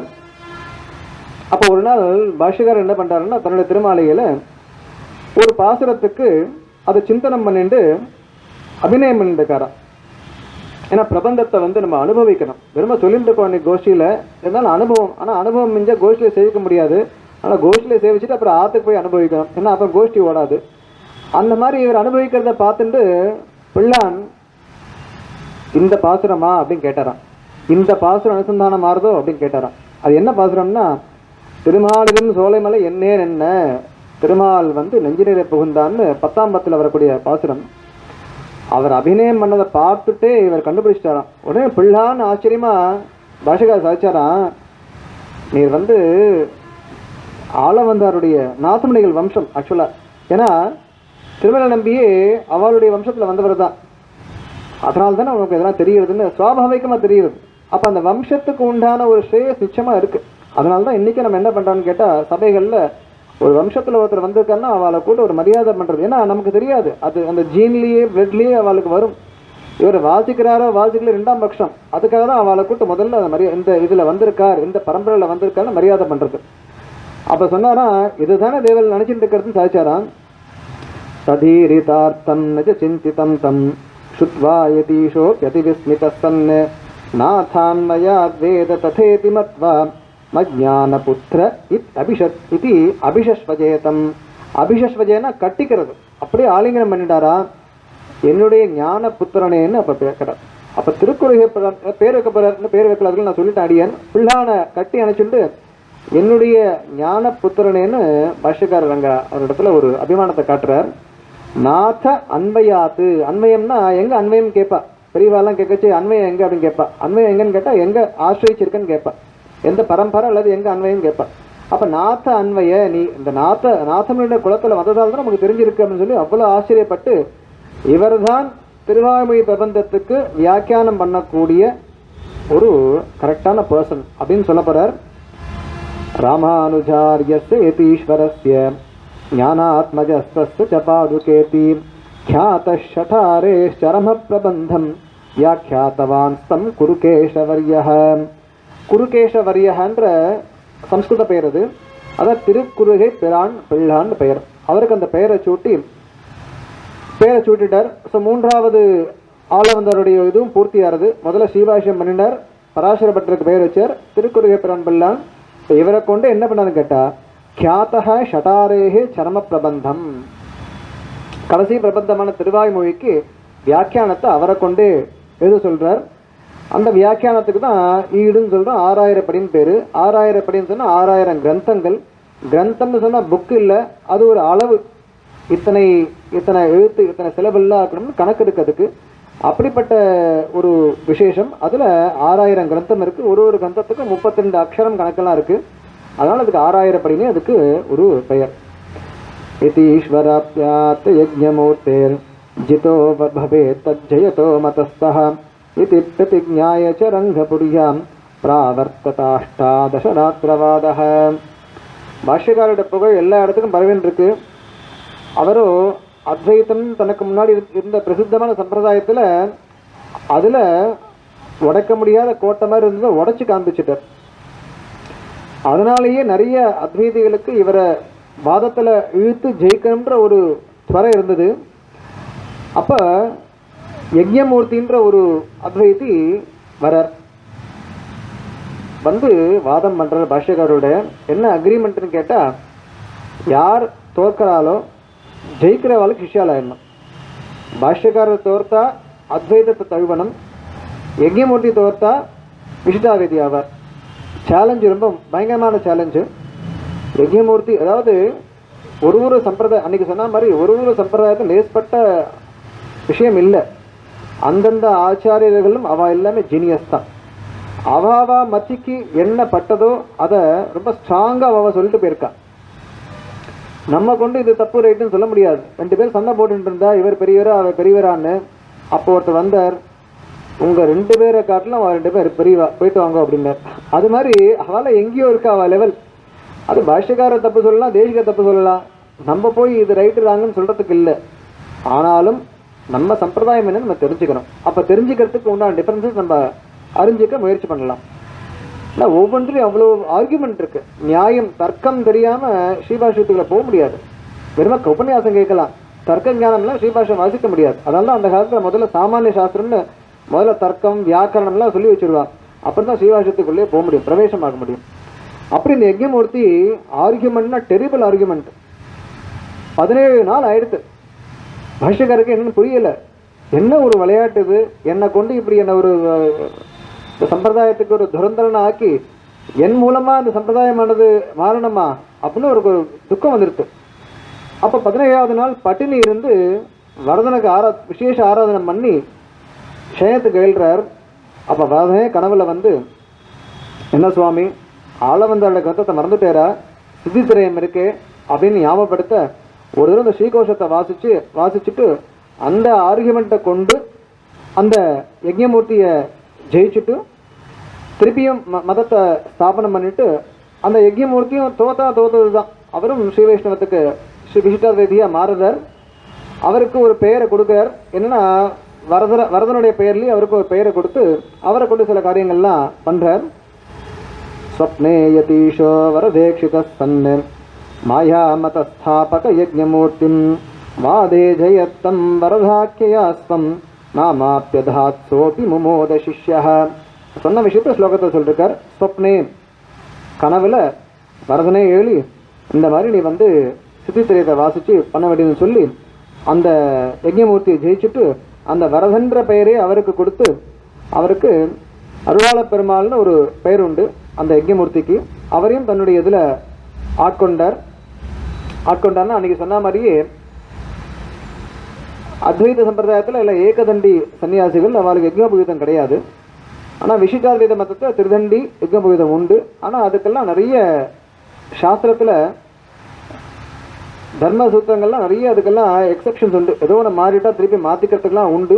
அது மாதிரி இவரையும் ஒரு பிராயசித்தம்லாம் பண்ண சொல்லி இவருக்கும் நம்ம சம்பிரதாயத்துக்கு ஏற்ற மாதிரி ஒரு இதை கொடுத்து அவரையும் சிஷ்யராக மாற்றிண்டார்.